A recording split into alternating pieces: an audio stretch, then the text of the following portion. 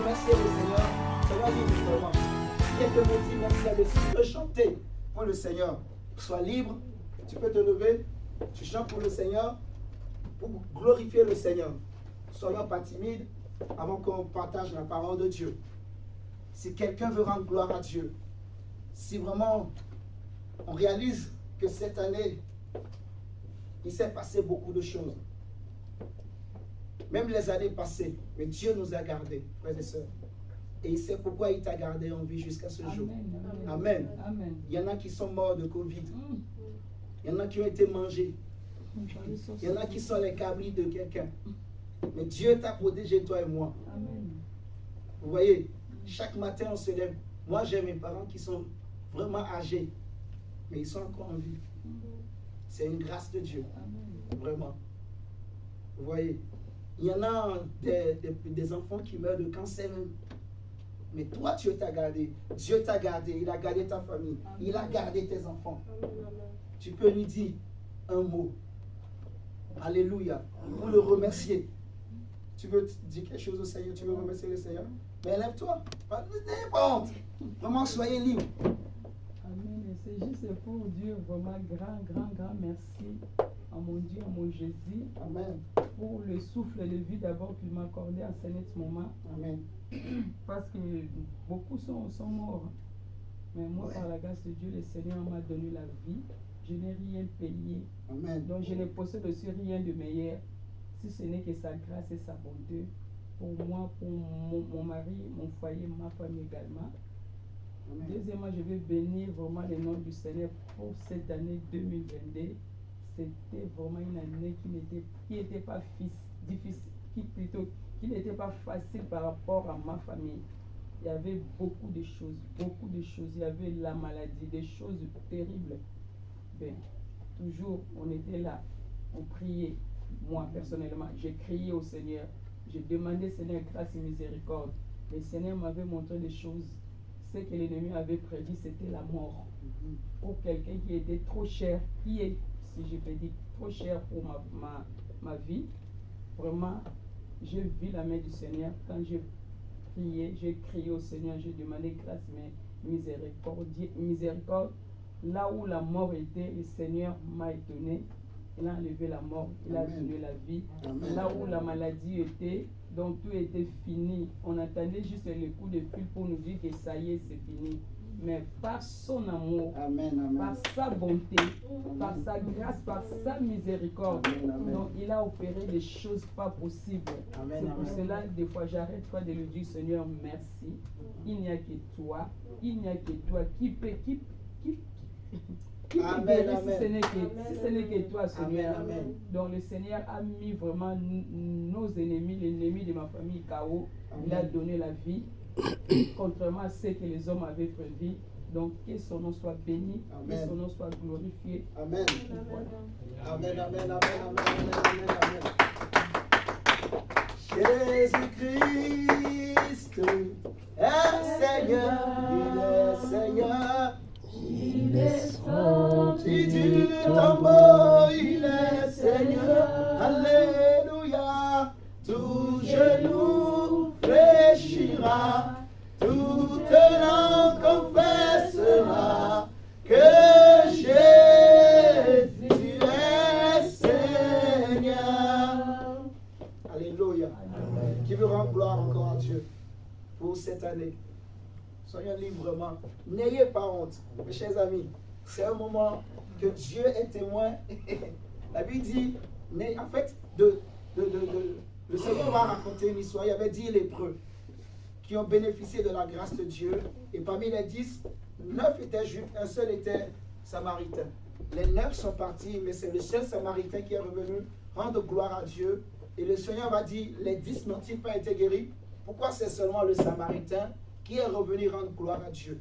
Donc c'est important de témoigner de ce que Dieu a fait. Alléluia. On y va.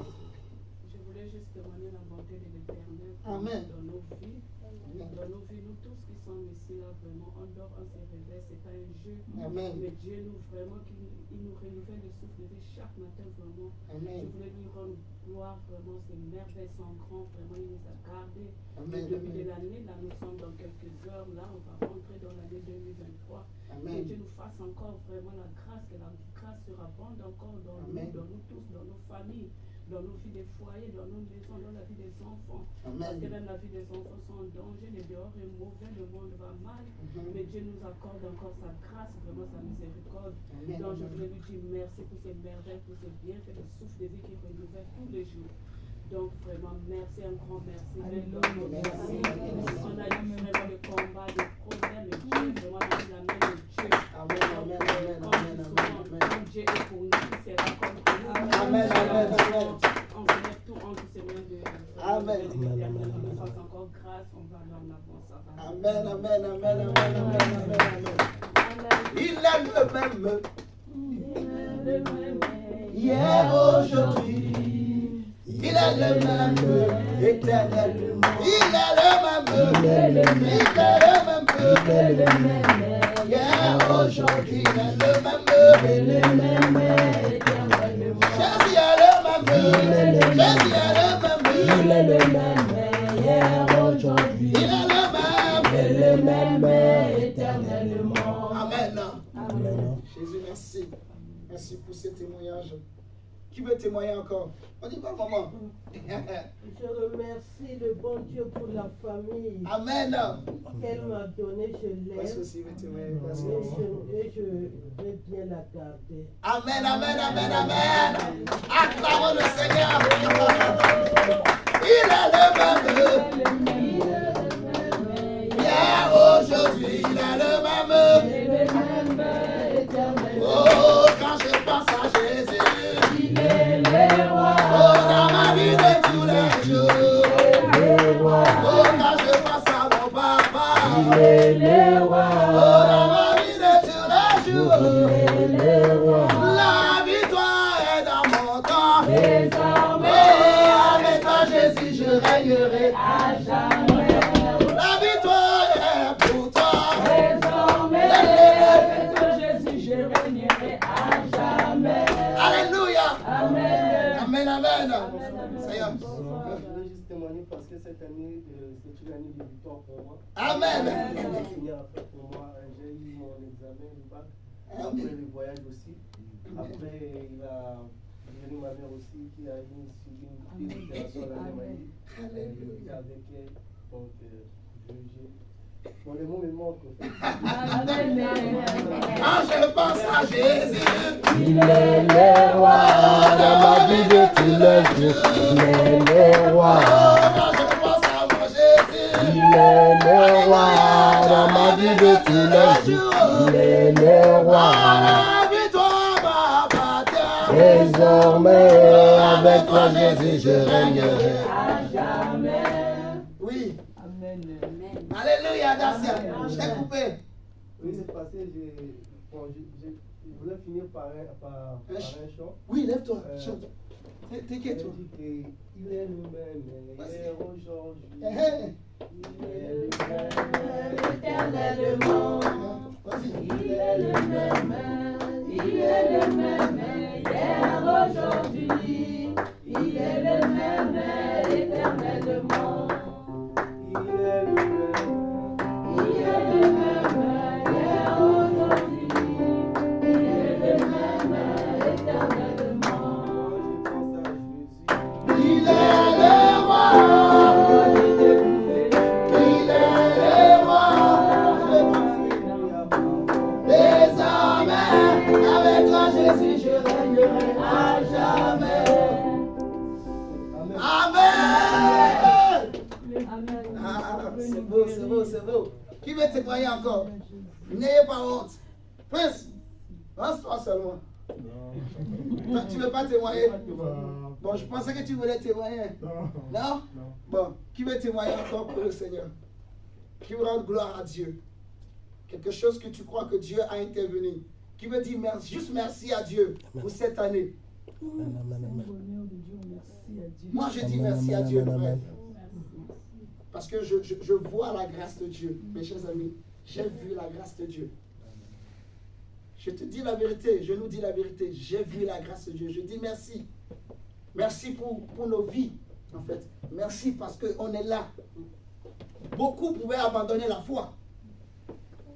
Beaucoup pouvaient retourner dans le monde. Mais nous sommes là. Nous avons gardé Jésus. Alléluia. Oui, je dis merci à Dieu. Chaque jour, quand je trouve à manger, hein, mes chers amis, je dis merci à Dieu. Peut-être qu'on trouve que c'est normal. Non, il y a des gens qui manquent à manger. Il y en a qui manquent à boire. En plus, maintenant, il y a la crise. Il y a l'Ukraine et la Russie qui se font la guerre. Et à cause d'eux, il n'y a plus d'eau.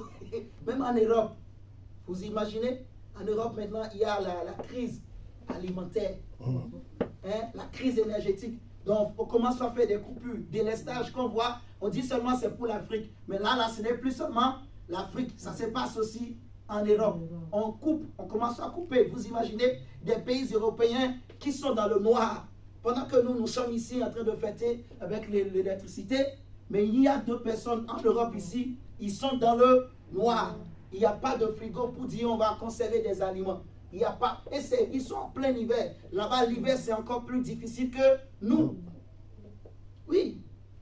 Ça nous montre que les temps sont vraiment difficiles. Et que nous sommes vraiment dans les temps de la fin. Alors, quand Dieu fait grâce et que je suis bien, je me lève, je suis en bonne santé.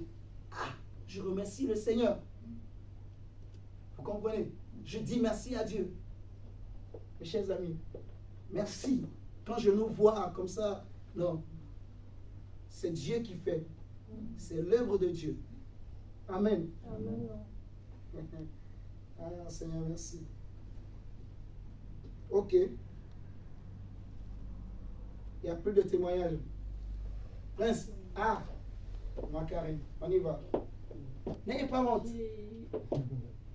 Je remercie Dieu pour tout ce qu'il a fait. Amen. Dans ma vie, dans ma famille. Et j'espère qu'il fera encore un peu beaucoup. Amen. Je le crois. Amen. Je continue à espérer. Amen, amen. Il fera encore. Oui. Amen, amen. Il fera. Amen. Il fera davantage encore. Alléluia. Dieu est capable de faire tout ce qu'il dit. Il fera, il accomplira. Il accomplira toutes ses promesses envers moi. Garde ta foi en Dieu. Garde ta foi en Dieu. Il ne t'abandonnera pas. Il fera. Il n'y a pas un grand chanteur là ici. Prince.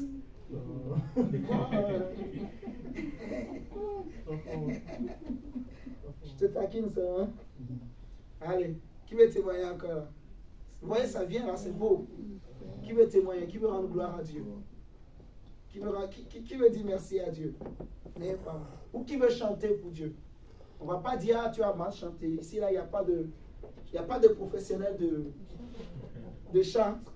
Alléluia. Amen. Même si tu veux chanter dans une langue qu'on ne connaît pas, chante. Qui veut rendre gloire à Dieu? Qui veut remercier son Dieu pour ses bontés, pour cette année qui est en train de s'achever?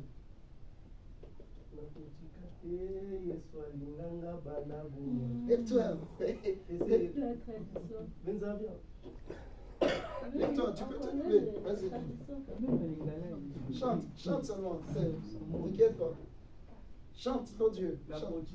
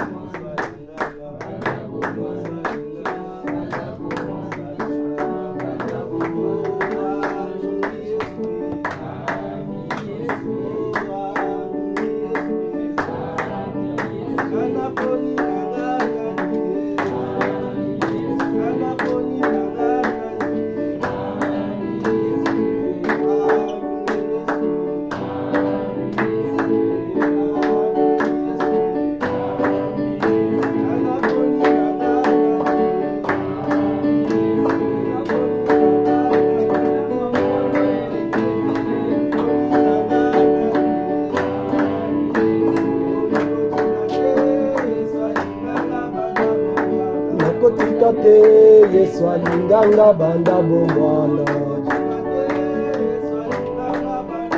Nakotikate Yeswa Nanga Banda Bomwana Banda Bomwana Banda Bomwana Banda Bomwana Banda Bomwana. Amen, amen, amen, amen, amen, amen, amen, amen, amen. Ça y est, on a trouvé notre chant. Amen, amen, amen. On a trouvé notre chant. Félicitations. Tu chantes bien en plus. Mais ouais, tu as une belle voix. Tu as une très belle voix. Qui veut témoigner encore? Ok. On va écouter la parole de Dieu. On va prendre nos Bibles.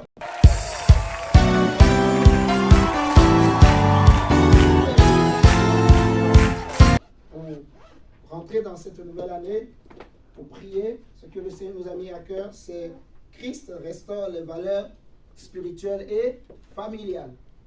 Amen. Et donc, nous voulons parler un peu sur ce thème ce soir. Nous allons prendre le Bible dans Jérémie chapitre 1, le verset 9 à 10. Jérémie chapitre 1, le verset 9 à 10. Jérémie chapitre 1, le verset 9 à 10. Ça va tout le monde?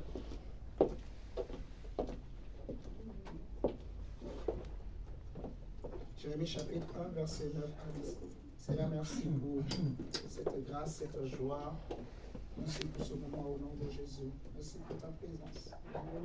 Chapitre 1, le verset 9 à 10. Merci, tu peux nous lire le verset. Jérémie chapitre 1, verset 9 à 10. Nous allons commencer par ce texte. Lisons la parole de Dieu. Amen. Jérémie chapitre 1, le verset 9 à 10. Puis l'Éternel étendit sa main. Étendit sa main. Puis l'Éternel étendit sa main et toucha ma bouche. Amen. Et l'Éternel me dit, voici, je mets mes paroles dans ta bouche. Amen. Regarde, je t'établis aujourd'hui sur les nations et sur les royaumes, pour que tu arraches et que tu abattes. Amen. Pour que tu ruines et que tu détruises. Pour que tu bâtisses et que tu plantes. Amen. Amen.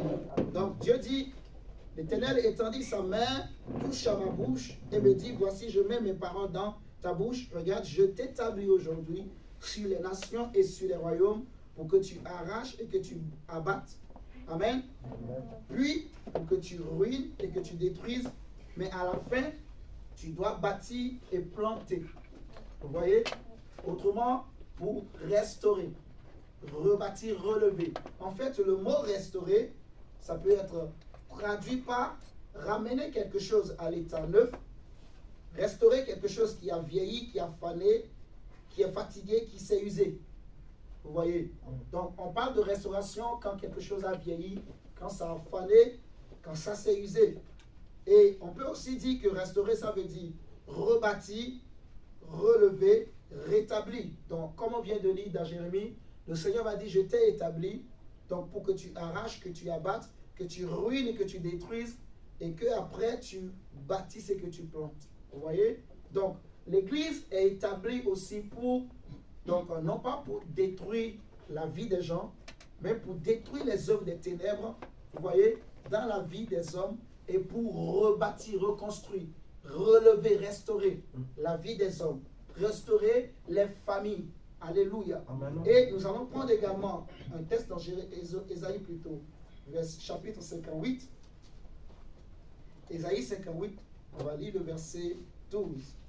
Ésaïe chapitre 58, le verset 12. Ésaïe chapitre 58, le verset 12. Prince, tu peux nous lire s'il te plaît? Merci. Ésaïe 58, le verset 12.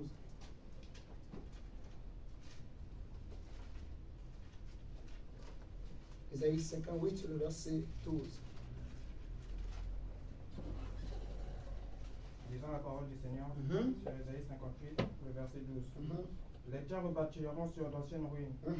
Tu relèveras des fondements antiques. On t'appellera réparateur des brèches, celui qui restaure les chemins, qui aura les pays habitables. Amen. Donc, on t'appellera réparateur des brèches, celui qui restaure les chemins, qui rend le pays habitable. Vous voyez? Donc, on voit la même pensée, comme on a vu dans Jérémie. Donc, ici, également, Dieu parle de rebâtir, de restaurer, parce qu'il y a eu des ruines, il y a eu des choses qui ont été détruites. Et ce qui est intéressant dans ce verset, le Seigneur parle de relever des fondements antiques. Vous voyez? De relever des fondements antiques. Et nous devons savoir que dans la parole de Dieu, tout peut être restauré. Amen. Sauf, on va dire bien sûr, les démons. Mais tout ce que Dieu a créé peut être restauré. Parce que les démons, ils sont déjà condamnés et il n'y a plus de miséricorde pour eux. On est d'accord? Ils attendent le jugement dernier et c'est fini. Mais les hommes, quand je dis tout peut être restauré, je veux parler surtout de l'âme, du corps et de l'esprit. Donc la restauration, ce n'est pas seulement pour le corps, mais ça concerne aussi l'âme et l'esprit de l'homme. Vous voyez? Ça c'est le premier point qu'il faut comprendre par rapport à la définition du mot restaurer. Pourquoi on parle de restauration? Ensuite, nous allons parler de qu'est-ce que nous voulons dire en parlant des valeurs spirituelles. Et ça, mes chers amis, c'est très important de bien comprendre. On a parlé de qu'est-ce qu'on entend par restaurer. On va parler de qu'est-ce qu'on entend par valeur spirituelle. Alléluia. Amen. On va prendre un autre texte dans 1 Corinthiens chapitre 2.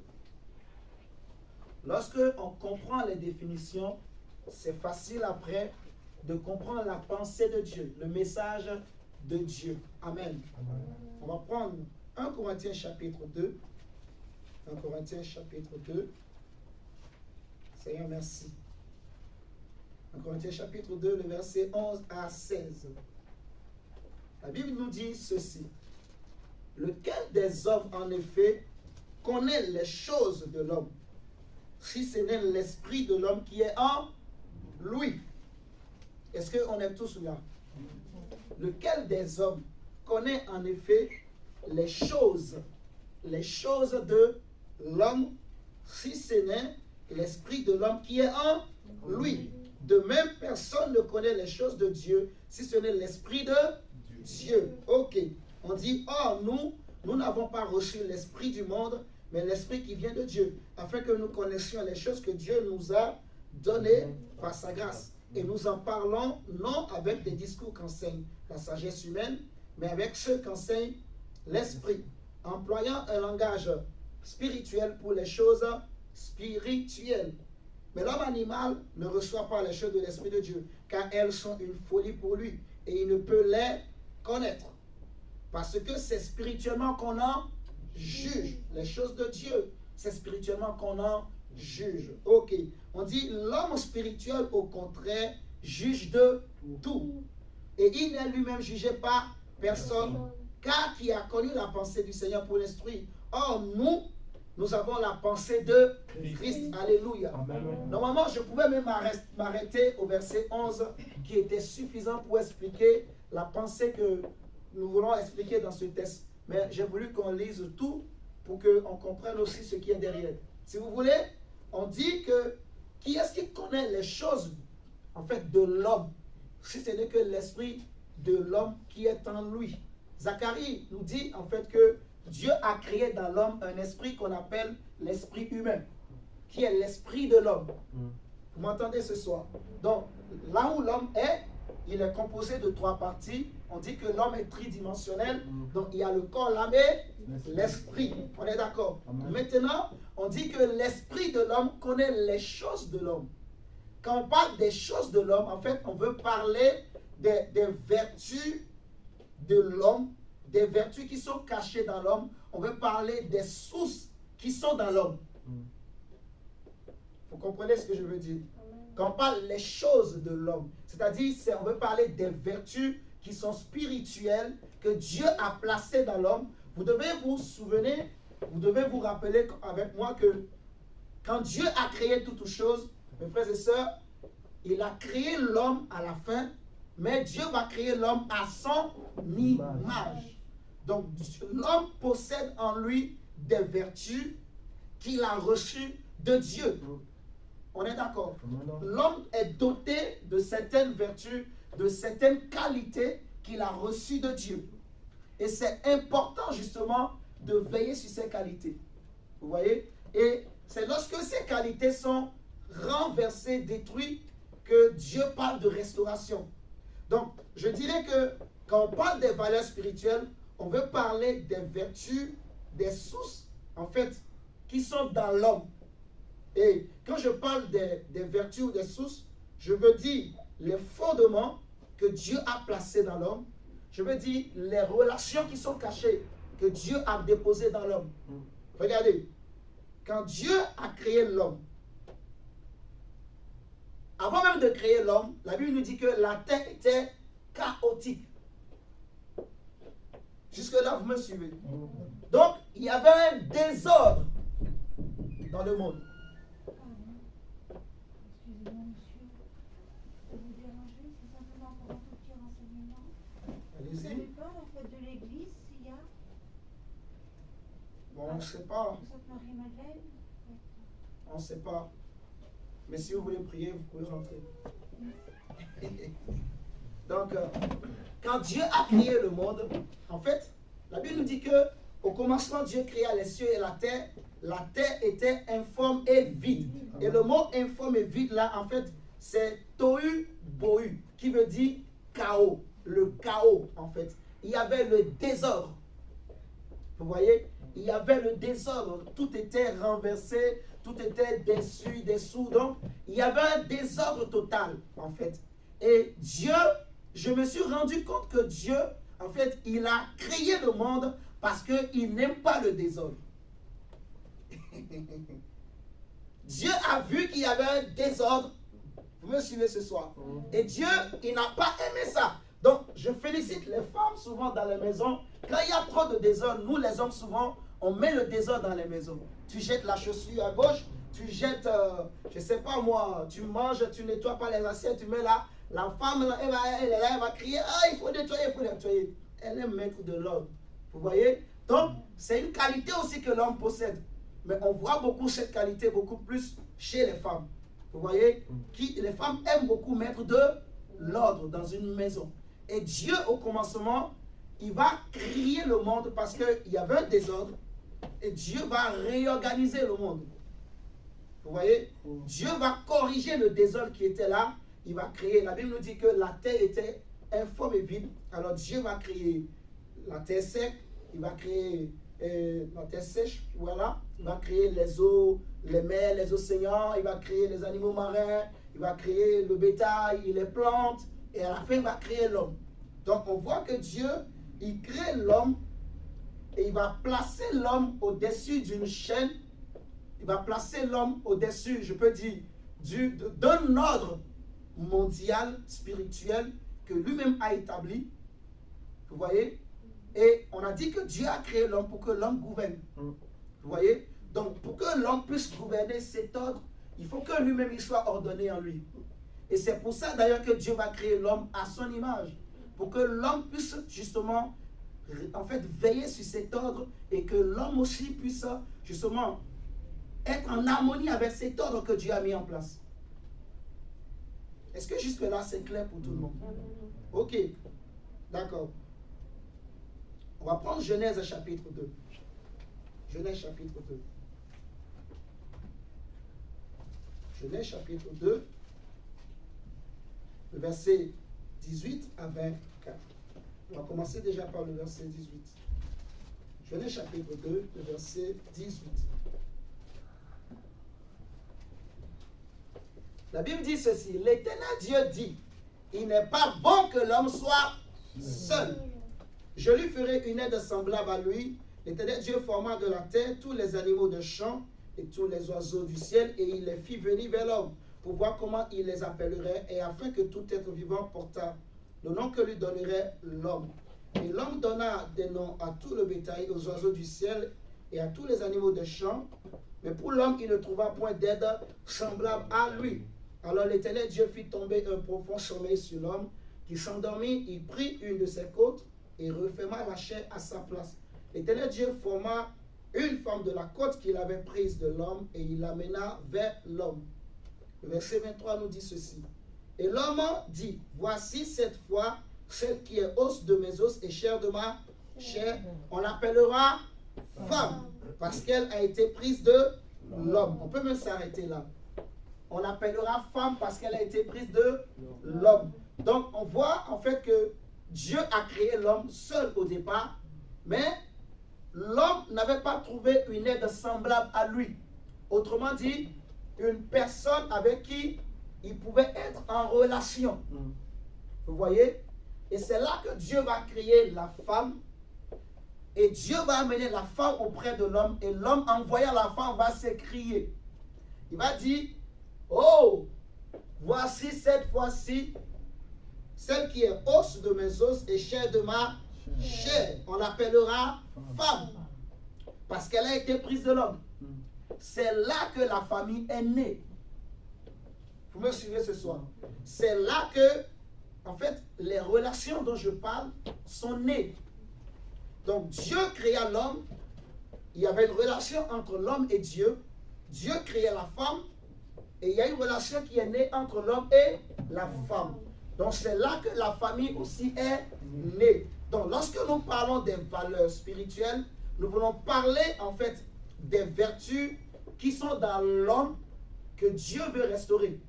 Vous voyez? Et ces vertus-là aussi sont la base d'une famille. Et dans ces vertus, je parlerai des fondements et je parlerai aussi des relations. Et vous allez comprendre dans la suite très bien pourquoi je sépare les deux ainsi. Vous allez bien me comprendre tout à l'heure. Donc, retenez simplement que quand on parle des valeurs spirituelles, on veut parler des fondements et des relations, en fait, qui sont rassemblés dans les vertus. Et pour justifier ce que je dis encore, j'aime bien ça, on va prendre un autre texte encore, dans 1 Pierre 2, verset 9. Et nous allons bien comprendre. 1 Pierre chapitre 2, le verset 9. 1 Pierre chapitre 2, le verset 9. Alléluia. Regardez ce que l'apôtre Pierre va dire. Vous, au contraire, vous êtes une race élue, un sacerdoce royal, une nation sainte, un peuple acquis, afin que vous annonciez quoi? Les vertus de celui qui vous a appelé des ténèbres à son admirable lumière. Donc, l'apôtre Pierre est en train de dire que Dieu a fait de l'Église un peuple, une nation, vous voyez, un sacerdoce royal, une race élue, afin d'annoncer les vertus de Dieu. Afin d'annoncer les vertus de Dieu, de celui qui nous a appelés des ténèbres à son admirable lumière. Vous voyez? Donc ça veut dire que ces vertus-là sont dans l'homme. En fait, c'est très important de bien comprendre vraiment. Ça veut dire que ces vertus-là sont dans l'homme. Bonsoir. Bonsoir. Bonsoir. Ça veut dire que ces vertus sont dans l'homme.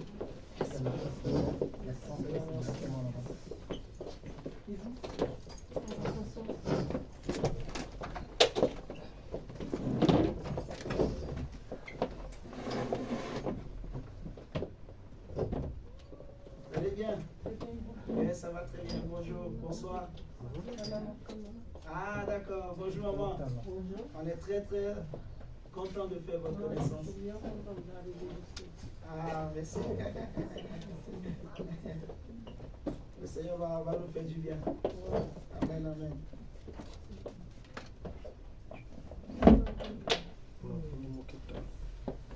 Donc, nous sommes en train de parler justement des... Bonsoir frère You. Ouais, ça va bien.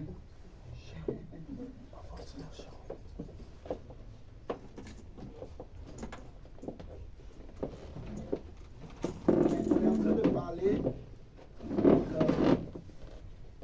Déjà, je vais vous rassurer, vous n'avez rien à faire. Donc, on vient à peine de commencer. Donc, vous n'avez rien raté en tout cas. Là, on donnait les définitions justement par rapport à, ça veut dire quoi restaurer, et aussi qu'est-ce qu'on entend par les valeurs spirituelles? Le thème du message de ce moment, c'est Christ restaure les valeurs spirituelles et familiales. Dieu est un Dieu de famille. Dieu est un Dieu qui aime la famille. Alléluia. Amen. Et quand on parle de restaurer, on veut dire que Dieu veut relever, rebâtir. On parle de restauration lorsque quelque chose a vieilli, lorsque quelque chose s'est fané, comme j'avais déjà dit tout à l'heure. Et lorsqu'on parle des valeurs spirituelles, on veut parler des vertus que Dieu a placées dans l'homme, en fait, que j'appelle aussi des sources. Et dans les vertus, il y a ce que je dirais les fondements et aussi les relations que Dieu a placées dans l'homme. Vous voyez, les fondements de la famille, les fondements de la relation entre l'homme et Dieu et les relations les relations dans une famille, en gros. Alléluia. Ok. Là maintenant, on va dire, pourquoi Dieu parle de restauration, en fait? Parce que là, je dirais que on comprend maintenant qu'est-ce que le Seigneur veut dire par restauration. On comprend qu'est-ce que la parole de Dieu veut dire par les valeurs spirituelles. Alléluia. Amen. Maintenant, la question qu'on doit se poser, en fait, pourquoi Dieu veut restaurer? Pourquoi le Seigneur cherche à restaurer quelque chose? Alléluia. Eh bien, pour répondre à cette question, on va prendre Jacques chapitre 3, on va lire le verset 11. Jacques chapitre 3, le verset 11. Seigneur, tu es bon. Jacques chapitre 3, le verset 11. La Bible nous dit ceci. Jacques chapitre 3, le verset 11. Mon frère Dacia, tu peux nous lire s'il te plaît? Ah, d'accord. Jacques chapitre 3, le verset 11. Il est écrit, la source fait-elle jaillir par la même ouverture l'eau douce et l'eau amère? La source fait-elle jaillir par la même ouverture l'eau douce et l'eau amère? Est-ce que par la même source, par la même ouverture, quand je prends un robinet, est-ce que d'un même robinet peut sortir à la fois l'eau douce et l'eau amère? Ce n'est pas possible. On est d'accord? Ce n'est pas normal. Alléluia. Et c'est ça le souci de Dieu, en fait. C'est qu'aujourd'hui, comme j'ai expliqué, lorsqu'on parle des valeurs, on veut parler des sources, on veut parler des vertus.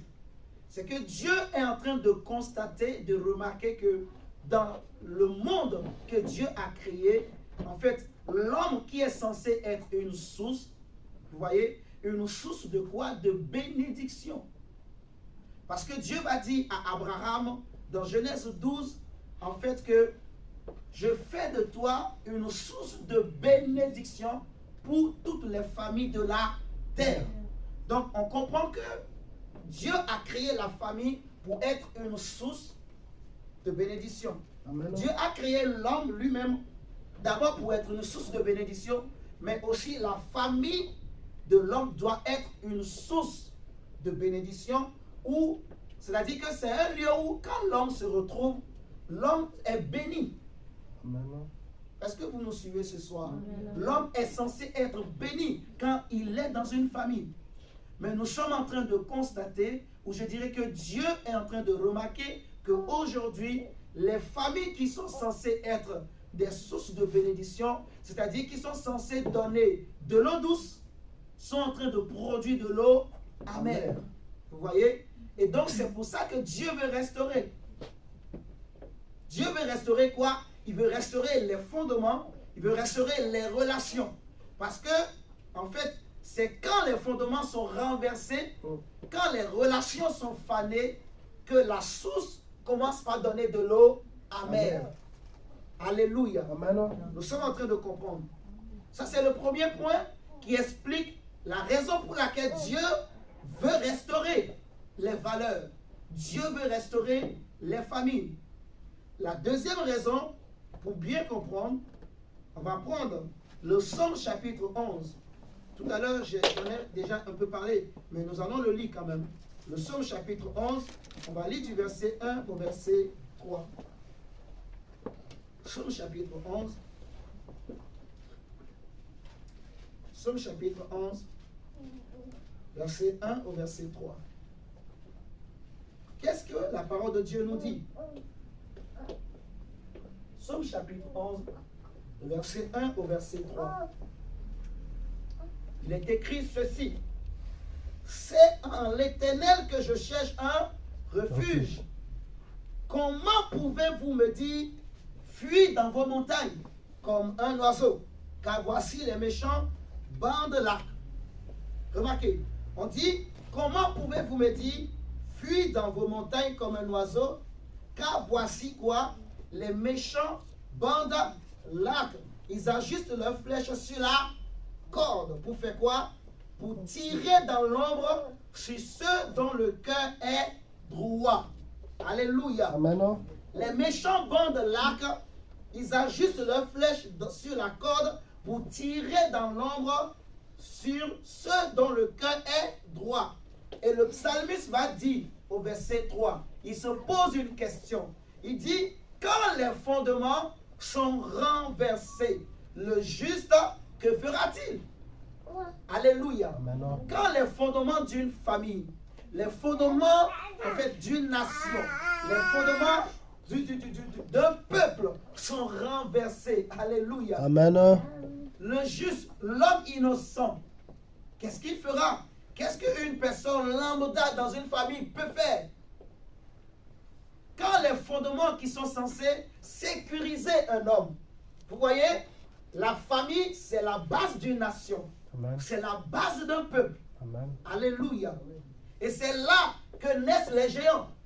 C'est dans les familles que naissent les présidents de demain. C'est dans les familles qu'on retrouve les docteurs de demain. C'est dans les familles qu'on retrouve les médecins de demain.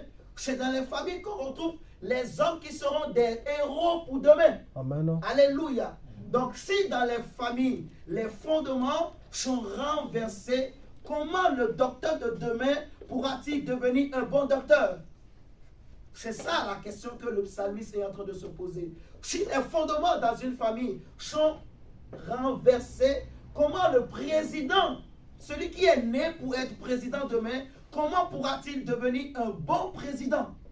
Parce que c'est dans la famille qu'on va lui inculquer les fondements d'une nation, les fondements d'un peuple. Alléluia. Amen. Est-ce que jusque-là c'est clair pour tout le monde? Ça, c'est la deuxième raison pour laquelle Dieu veut restaurer les familles, parce que les fondements sont renversés. Les fondements sont renversés. Regardez simplement autour de vous. Regardez, vous allez constater, dans beaucoup de nations aujourd'hui, l'homosexualité est devenue à la mode. Vous voyez? L'impudicité est devenue à la mode. L'adultère est devenu à la mode. La pédophilie est devenue à la mode. On voit des jeunes de à peine 10 ans qui violent des femmes de 40 ans, qui vont séquestrer des femmes. J'ai même suivi un documentaire dernièrement où une personne âgée de près de 74 ans a été agressée, excusez-moi le terme, mais sexuellement. Vous voyez? Donc, en fait, il se passe des choses où, normalement, la personne âgée, en fait, c'est une personne dans une société qu'on doit respecter, protéger. Mais ça, on apprend ça dans la famille, en fait. Que les personnes aînées, les personnes qui sont âgées, ils ont droit à un respect. Je ne sais pas si nous sommes en train de comprendre. Donc, quand toutes ces valeurs sont renversées, donc, la personne lambda qui est dans la rue, en fait, il ne sait pas qu'il faut respecter une personne âgée. Il ne sait pas comment il faut prendre soin d'un peuple. C'est parce que les fondements sont renversés que nous voyons aujourd'hui des présidents qui s'en foutent complètement de leur nation. Ils ne pensent qu'à leur poche, ils ne pensent qu'à leur ventre. C'est parce que les fondements aussi sont renversés que nous voyons aujourd'hui aussi beaucoup d'églises où justement les pasteurs sont devenus des vaches à lait. Les pasteurs sont devenus donc des traîtres. Les pasteurs sortent avec les sœurs de l'église. Alléluia. Amen. L'église qui est censée justement être un lieu où on vient pour trouver la vie. La Bible dit que le royaume de Dieu, ce n'est pas le manger et le boire, mais c'est la justice, la paix et la joie. Et Jésus dira, cherchez premièrement le royaume de Dieu et sa justice. Vous voyez? Donc, on vient dans l'église pour recevoir la vie. Parce que Jésus dira, je suis venu afin que mes brebis aient la vie. Dieu a tant aimé le monde qu'il a donné son Fils unique afin que quiconque croit en lui, qu'il ne périsse point, mais qu'il ait la vie. Donc, on vient à l'église prier pour avoir la vie. On vient à l'église prier pour être restauré. On vient à l'église prier pour apprendre comment être un responsable demain. On vient à l'église prier aussi pour apprendre comment être un homme bien, une femme bien demain. Vous me comprenez ce soir? Amen. Et ça c'est... Là j'ai donné 2 raisons pour lesquelles le Seigneur veut restaurer justement les valeurs. Et maintenant nous allons voir une 3e raison. Donc, on va prendre un texte dans Malachie chapitre 3. Malachie chapitre 3. J'ai expliqué que quand on parle des valeurs spirituelles, on veut parler des vertus, des sources. Et dans les vertus, il y a 2 choses qu'il faut retenir, les fondements et les relations. Maintenant, on va prendre Malachie chapitre 3. On va lire du verset 16, le verset 13 plutôt, au verset 16. Malachie chapitre 3, à partir du verset 13 au verset 16. Vos paroles sont rudes contre moi, dit l'Éternel. Et vous dites, qu'avons-nous dit contre toi? Vous avez dit, c'est en vain que l'on sert Dieu. Qu'avons-nous gagné à observer ses préceptes et à marcher avec tristesse à cause de l'Éternel des armées? Maintenant, nous estimons heureux les hautains. Oui, les méchants prospèrent. Oui, ils tentent Dieu et ils échappent. Je peux déjà m'arrêter là et je vais dire quelque chose, frères et sœurs.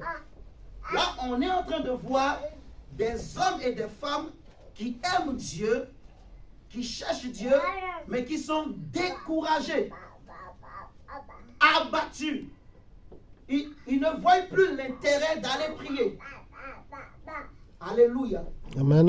Et là, en fait, c'est des personnes qui sont brisées intérieurement, donc déçues intérieurement, déçues par les hommes de Dieu, déçues par les sacrificateurs que Dieu a établis, déçus par donc, les scribes qui étaient là, les lévites qui étaient là, ceux qui sont censés en fait défendre la loi, ceux qui sont censés instaurer un royaume de justice. Ces hommes qui parlent ainsi sont des individus qui sont déçus par les rois qui étaient établis sur Israël par Dieu. Alléluia. Amen. Et donc, la relation qu'ils avaient même avec Dieu a été brisée. C'est-à-dire qu'ils n'ont même plus envie de prier. Ils commencent par dire, c'est en vain que nous prions. Parce que le méchant prospère. Vous voyez? Jésus va dire, heureux ceux qui ont soif et faim de la justice. Parce que le royaume de Dieu leur appartient. Alléluia. Amen. Parce qu'il y a des hommes et des femmes, je le crois, je suis sincère, mon cher ami, mon frère, ma soeur, que si tu es là ce soir, quelque part en toi, il y a un grain de justice. Amen. Il y a une identité spirituelle que tu recherches. Tu veux plaire à Dieu. Alléluia. Alléluia. Tu veux être agréable à Dieu. Tu es en train de chercher ton salut. Tu veux que ta famille soit en paix. Alléluia. Amen. Tu veux avoir une vie meilleure. Tu veux que tes enfants aient une vie meilleure. Alléluia. Amen. Et donc, quelque part, tu cherches Dieu. Mais vous imaginez, si ton cœur est déçu, si ton cœur est découragé, comment accepteras-tu encore de mettre pied un jour dans une assemblée? Alléluia. Amen. Je ne sais pas si vous êtes en train de comprendre. Et c'est pour ça que Dieu veut restaurer. Dieu veut restaurer pour toutes ces personnes, en fait, qui ont mal aujourd'hui, toutes ces personnes, en fait, qui souffrent dans le secret, qui souffrent dans leur cœur, qui sont blessées dans leur âme, qui sont blessées dans leur cœur, ces personnes qui sont comme confuses aujourd'hui, à cause des rois, à cause des chefs que Dieu avait établis, mais qui n'ont pas instauré un royaume de justice, qui n'ont pas instauré le royaume de Dieu. Je ne sais pas si vous comprenez. Donc, pourquoi le Seigneur veut restaurer? Premièrement, parce que les sources sont mauvaises. Deuxièmement, parce que les fondements sont renversés. Et troisièmement, parce que les fils et les filles de Dieu, beaucoup sont blessés. Beaucoup, en fait, même leur relation, vous imaginez, avec Dieu est brisée. Beaucoup n'espèrent plus en Dieu. Beaucoup n'ont plus confiance en Dieu. Beaucoup commencent par douter même de la fidélité de Dieu. Beaucoup commencent par douter de l'amour de Dieu. Beaucoup se demandent, est-ce que Dieu existe? Vous voyez ce que je suis en train de dire? Et c'est pour ça que Dieu veut restaurer. Parce que Dieu, si un homme déçoit un homme, j'aimerais dire à quelqu'un ce soir que Dieu ne déçoit jamais. Amen. Alléluia. Amen. Dieu aime l'homme qu'il a créé à son image, mon frère, ma soeur. Et j'ai dit au début que avec Dieu, même si le cœur est brisé, cassé en morceaux, même si l'homme n'arrive plus à croire, mais la puissance de Dieu est capable, la puissance de la parole de Dieu est capable de rebâtir, de relever, de reconstruire. Même si tout était ruiné, comme on a lu dans Ésaïe 58, en fait, même s'il y a des ruines, regardez l'image de Lazare qui a été enterré, qui a fait 4 jours au tombeau. Mais lorsque Jésus est arrivé, Jésus n'a pas été impressionné par le fait que Lazare sent déjà. Mais Jésus a parlé aux morts, il a dit Lazare sort, et le mort est sorti du tombeau. Il n'y avait pas de vers de terre dans son corps. Il n'y avait pas, ses yeux n'étaient pas profonds. Non, il avait tous ses organes en place. Alléluia. Sa peau n'avait pas changé de couleur, mais c'était le même Lazare. Je dirais même un Lazare meilleur encore qui est ressuscité. Amen. Alléluia. Parce que Dieu est capable de le faire. Jésus va dire dans Luc chapitre 4, lorsqu'il arrive dans le temple, on lui donne le rouleau, il le déroule, il lit, il dira l'Esprit du Seigneur, l'Éternel est sur moi, car il m'a oint pour annoncer une année de grâce aux hommes, pour guérir les malades, guérir ceux qui ont le cœur brisé. Vous voyez? C'est-à-dire pour restaurer. Jésus est venu pour restaurer des personnes qui sont découragées. Les personnes dont les relations avec Dieu sont brisées. Et vous imaginez quand un homme, sa relation avec Dieu est brisée. Donc, sa relation même avec son prochain sera compliquée. Je ne sais pas si vous comprenez. Vous comprenez pourquoi dans les cités aujourd'hui, on peut avoir beaucoup de jeunes qui sont des délinquants. Beaucoup de jeunes qui souffrent. Vous voyez? Pourquoi? Parce que dans les familles, les relations sont brisées, la source est mauvaise, les fondements sont mauvais. Vous voyez? Et aussi, donc les églises où ces personnes ont peut-être mis leurs pieds, les hommes de Dieu qui sont là, qui sont censés les aider à restaurer leur relation avec Dieu pour que leur relation de vie soit aussi restaurée. Ces hommes de Dieu aussi ont abusé. Ces hommes de Dieu n'ont pas joué leur rôle. Donc ça fait blessure sur blessure. Alléluia. Je ne sais pas si vous comprenez. Ça fait déception sur déception.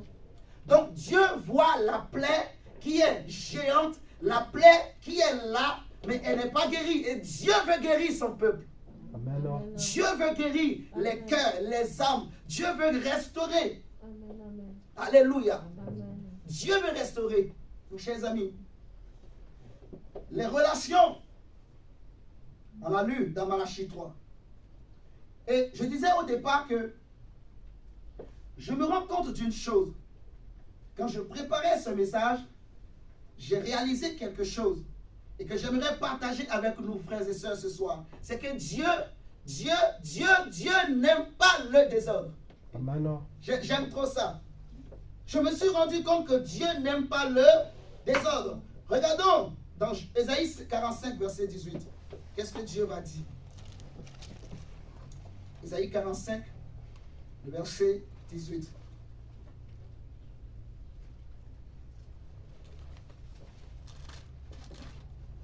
Ésaïe 45, le verset 18 nous dit quoi? Car ainsi parle l'Éternel, le Créateur des cieux, le seul Dieu qui a formé la terre, qui l'a faite et qui l'a affermie, qui l'a créée pourquoi? Pour qu'elle ne fût pas déserte. Autrement dit, pour qu'elle ne soit pas tohu bohu. Et j'avais dit que tohu bohu, ça veut dire chaos. Ça veut dire le désordre. Vous voyez? Donc Dieu dit dans Ésaïe 45, le verset 18, qu'il n'a pas créé la terre pour qu'elle soit en désordre. Or, lorsqu'on parle de la terre, on voit l'homme. Vous voyez? Donc Dieu n'a pas créé ta famille, ma famille, pour qu'il y ait du désordre. Vous voyez? Dieu n'a pas créé la famille en général pour qu'elle soit en désordonnée. Pour qu'elle soit désordonnée, je dirais. Dieu a créé nos familles pour que dans nos familles, qu'elles soient, en fait, qu'il y ait, en fait, l'ordre que Dieu a établi au commencement. C'est-à-dire les fondements que Dieu a mis en place, que ces fondements soient respectés. Que les relations que Dieu a mis en place, que les relations soient restaurées. Amen. Vous voyez? Amen. Donc, je me dis que Dieu, en fait, c'est un Dieu qui n'aime pas le désordre. On le voit même encore. Regardons Jérémie chapitre 4. Jérémie chapitre 4. Seigneur, merci pour ta grâce. Jérémie chapitre 4.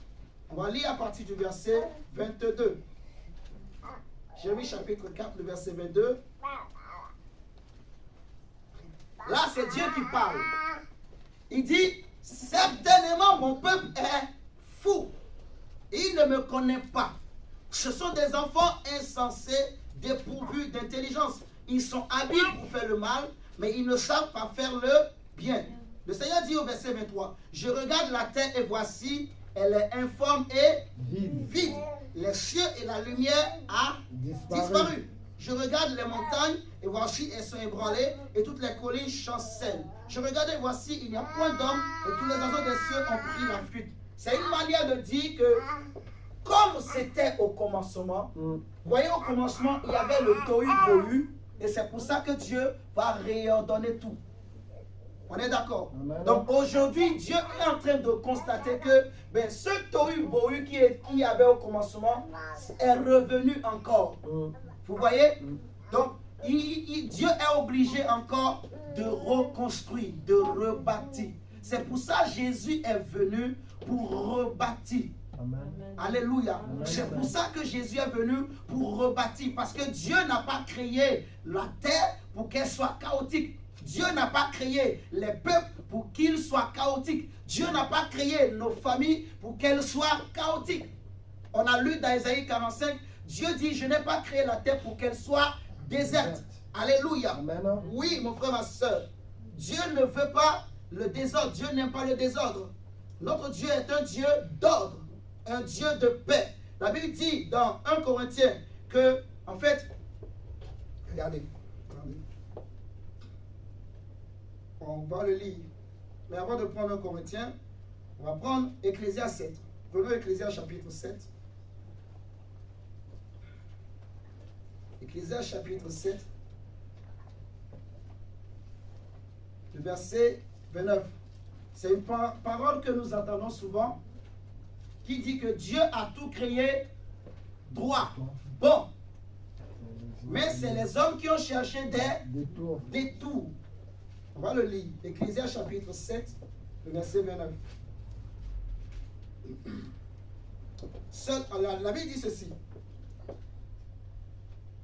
Ecclésias chapitre 7.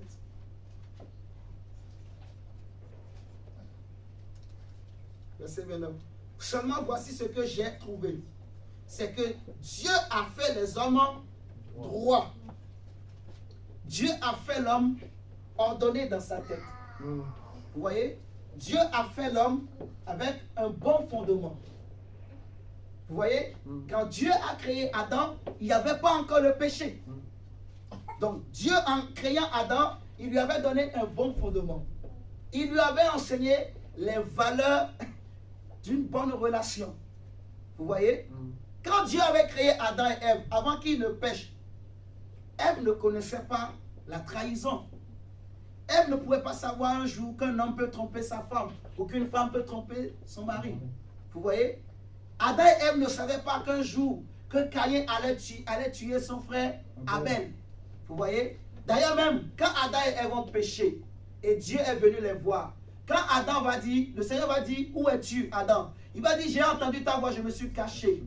Dieu va lui dire, il va dire, Dieu va lui poser la question, as-tu mangé le fruit que je t'ai défendu?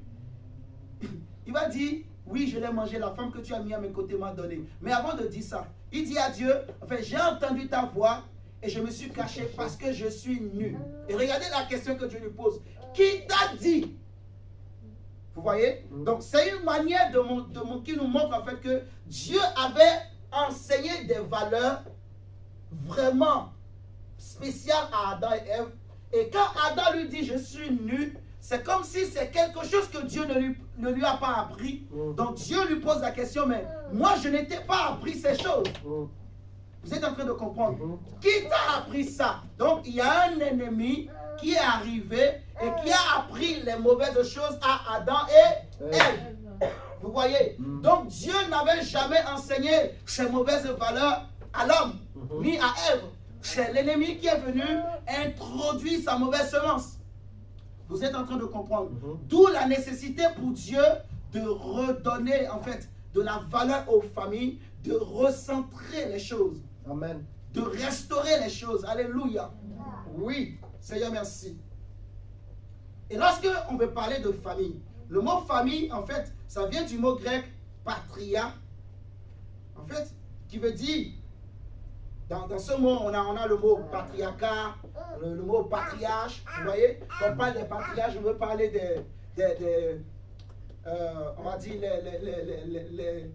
les fondateurs d'une généalogie, un truc comme ça. Vous voyez, on veut parler voilà, c'est des pères, des fondateurs d'une famille, par exemple. Quand on prend les enfants d'Israël, on dit que Abraham, Isaac et Jacob sont des patriarches parce que les Hébreux sont nés à partir de ces trois-là. On est d'accord? Donc, quand on parle en fait, quand on dit famille, le mot famille, ça veut dire racine, tribu, ça veut dire, en fait, tous ceux et celles qui ont une origine commune. Donc, c'est aussi un ensemble d'individus qui sont liés, soit par le sang, soit par des valeurs qu'ils ont, des valeurs spirituelles qu'ils ont en commun. Et c'est là qu'on voit, en fait, que, donc, on voit la famille biologique. Donc, ils sont liés par le sang. C'est des individus qui ont un sang en commun. Alléluia. Ou alors, on peut voir aussi des individus qui partagent des valeurs spirituelles communes. Et là, on parle des familles par adoption. Comme nous, par exemple, on n'était pas juifs. Donc, on n'était pas enfants d'Abraham. On n'a pas le sang d'Abraham. Alléluia. Mais c'est Dieu qui nous a adoptés. Vous voyez? Dieu nous a pris. Bien que nos pères étaient des idolâtres, des adorateurs de faux dieux, Dieu nous a pris et il nous a greffés à l'arbre de Jésus. Vous voyez? Amen. Et on est devenu héritier d'Abraham par la foi en Jésus. Donc, nous avons été adoptés par Dieu. Vous voyez? Donc, quelqu'un peut rentrer dans une famille par adoption. Alléluia. Amen. Donc là, j'ai expliqué également, donc, c'est quoi une famille? Et j'ai déjà dit que toutes les familles de la terre, en fait, déjà les peuples, c'est les familles qui forment les peuples, les nations. Vous voyez? Donc, comme on n'a plus beaucoup de temps, je vais essayer d'avancer. Mais vous pouvez noter Genèse chapitre 10, le verset 32, qui nous dit en fait que toutes les familles de la terre viennent de Noé. En fait. Et c'est les enfants de Noé qui ont formé aujourd'hui les peuples qui existent sur toute la terre. Vous voyez? Et donc toutes les familles qui existent viennent de là-bas. Alléluia. Amen. On comprend que les familles sont la racine des peuples. Vous voyez? Et si ça va mal dans les familles, ça ira aussi mal dans le peuple, dans la nation. Il n'y a rien à faire. Je ne sais pas si on est d'accord. Amen. C'est pour ça que c'est important de soigner à la base. Vous voyez? Et on ne peut pas soigner tout le monde malheureusement. Mais nous, en tant qu'enfants de Dieu chrétiens, Dieu veut que, malgré que les temps sont difficiles, mais que nos familles soient guéries, soignées. Alléluia. Ok. Maintenant, on va avancer avec la parole de Dieu. Seigneur, merci. Maintenant, on va prendre un test. Prenons Luc chapitre 1. On va prendre même Exode chapitre 20. Allez, prenons Exode chapitre 20, le verset 12. Là, j'ai expliqué c'est quoi restauration. J'ai expliqué c'est quoi valeur spirituelle. J'ai expliqué même c'est quoi une famille en quelque sorte. J'ai expliqué pourquoi le Seigneur veut restaurer. Et comment le Seigneur veut restaurer. Il veut restaurer les fondements et les relations. Et comment Dieu veut procéder justement pour restaurer ses fondements et ses relations. On va prendre Exode chapitre 20, le verset 12. Là, c'est très important de vraiment bien comprendre. Exode chapitre 20, le verset 12. C'est une parole qui est puissante, mais qu'on néglige beaucoup. La Bible dit, honore ton père et ta mère, afin que tes jours se prolongent dans le pays que l'Éternel, ton Dieu, te donne. Alléluia. Honore ton père et ta mère. Honore ton père et ta mère, afin que tes jours se prolongent dans le pays que l'Éternel, ton Dieu, te donne. Il se passe beaucoup de choses aujourd'hui dans les familles. En fait, les fondements sont renversés. C'est-à-dire que les valeurs que Dieu a posées ont été renversées. Et quand les valeurs sont renversées, les relations aussi sont brisées. Alléluia. Et la première relation dans une famille, en fait, Dieu dit, honore ton père et ta mère. Et la conséquence, c'est que, afin que tes jours se prolongent dans le pays que l'Éternel, ton Dieu, te donne. Alléluia. C'est un verset très simple, mais qui est puissant pour une famille. C'est-à-dire, quand on dit honorer, le mot honorer là, ça veut dire en fait estimer quelqu'un, considérer quelqu'un, respecter quelqu'un. Ça veut dire aussi rendre à quelqu'un ce que tu as reçu de lui. Et regardez cette définition que je vais donner. Honorer quelqu'un, ça veut dire fixer la valeur de quelqu'un. En fait, fixer la valeur de quelque chose qui nous appartient. Autrement, je dirais, quand Dieu dit honore ton père et ta mère, Dieu veut dire fixe une valeur que tu estimes. Fixe un prix que tu estimes pour ton père et ta mère.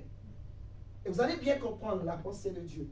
Quand les enfants d'Israël, Dieu va leur dire d'estimer le Messie, d'estimer Dieu. La Bible nous dit qu'ils vont estimer Dieu à 30 pièces d'argent. Vous vous souvenez, on avait déjà parlé de ça. Donc regardez le sauveur du monde. Les enfants d'Israël, au lieu de considérer la valeur de ce Messie, ils l'ont pris pour rien du tout, point vaut rien. Ils n'ont pas vu la valeur de ce Jésus qui était né, ce fils, cet enfant qui était né dans un berceau au milieu des brebis. Ils n'ont pas considéré la valeur de Jésus. Ils l'ont estimé à 30 pièces d'argent. Donc regardez l'honneur, le niveau d'honneur qu'ils ont donné à ce Messie. Et à cause de cette mauvaise estimation, on a vu la conséquence qui est arrivée. Ils ont perdu le salut. Ils n'ont pas saisi le temps de leur visitation. Ils ont perdu la bénédiction qui leur était réservée. Alléluia. Donc, si, en fait, la valeur que tu donnes à ton père ou à ta mère, cela va déterminer la considération que tu vas leur donner. Vous voyez, nous voyons aujourd'hui des enfants qui ne considèrent plus leurs parents, qui ne considèrent plus leur père ni mère. On voit les églises qui sont en train de mettre dans la tête de certains enfants que ton père ou ta mère est sorcier, est sorcière, tout ce que vous voulez. Et on voit des enfants qui commencent par prendre de l'autorité sur les parents. Ce n'est pas une bénédiction. On voit des enfants aujourd'hui, en fait, qui sont prêts à laisser leur père, leur mère mourir de faim alors qu'il a de quoi les aider. Je ne sais pas si vous me comprenez. Ça veut dire qu'un tel enfant, en fait, il n'a pas considéré. Il a estimé, il a pesé son père et sa mère. Il a trouvé qu'il valent peut-être 10 pièces, 5 pièces. Maintenant, dites-moi, celui qui t'a porté dans le ventre, on met même Dieu de côté. Et analysons un peu ce texte, ce verset, Prince. Quand on dit honorer quelqu'un, on te dit fils le prix que tu peux donner. Si on devrait dire échange ta mère contre une certaine somme d'argent, combien tu vas l'estimer? 10 pièces? 20 pièces? Je ne sais pas si vous êtes en train de comprendre. Je parle terre à terre comme ça pour qu'on réalise en fait la bêtise dans laquelle les hommes sont en train de rentrer. Et vous savez, l'ennemi est tellement malin qu'il a réussi à renverser cet ordre dans les familles depuis l'époque de Jésus. Et c'était une guerre entre Jésus et les pharisiens. Nous allons le voir tout à l'heure, mes chers amis. Ça commence par là. Et c'est ce que Dieu veut restaurer. L'honneur qu'on doit donner aux parents. Et quand on parle des parents, quand Dieu parle des parents, il ne parle pas directement des parents biologiques. Même de tes oncles et de tes tantes aussi sont des parents directs. Je ne sais pas si vous comprenez. En fait, j'aime trop la parole de Dieu. Dis-moi, ta maman, tu le prends pour 10 pièces? Réfléchissons un peu. Estime ta maman. Estime ton papa. Si on te dit de donner une valeur, combien tu vas dire? Même si on t'a dit qu'il est sorcier ou qu'elle est sorcière, si elle était vraiment sorcière, pourquoi elle t'a pas mangé? Pourquoi elle t'a laissé en vie jusqu'à aujourd'hui? Si elle était vraiment méchante, comme on t'a fait croire, mais comment as-tu pu arriver là où tu es aujourd'hui? Alléluia. Dieu dit, honore ton père et ta mère afin que tes jours se prolongent. Ça veut dire que ton succès dépend aussi du prix que tu donnes à ta famille. Si tu l'estimes peu, si tes parents pleurent, si tes parents gémissent, si tes parents souffrent, et ils se disent, ah mon fils, ah ma fille, ce n'est pas une bénédiction. Si tes parents se lamentent sur toi, et Dieu voit, Dieu est juste, parce que en fait, c'est les lois spirituelles, c'est les valeurs, les fondements, c'est les racines d'une famille en fait. L'honneur qu'on donne aux parents, l'honneur que tu donnes à la famille. Parce que quand je parle des parents, en fait je parle de la famille. On va voir les détails des relations. Mais premièrement, la première chose, c'est l'honneur que tu donnes à tes parents. On voit aujourd'hui beaucoup qui méprisent leurs parents. Un enfant qui prend de l'autorité sur sa mère. Et un enfant qui crache même sur son père. Et wow! Ça existe, mes chers amis. Et ce qui fait mal au Seigneur, c'est les églises qui poussent les hommes à se comporter ainsi. Le monde le fait, mais même dans les églises, on voit des églises aussi qui poussent des enfants à se rebeller contre leurs parents. À ne plus donner de l'importance à leurs parents. À ne plus donner de la considération à leurs parents. Ce n'est pas biblique. Ce n'est pas la volonté de Dieu. Alléluia. Amen. Est-ce que nous sommes là ce soir? Amen. Amen. Regardez, Matthieu chapitre 15. Matthieu 15.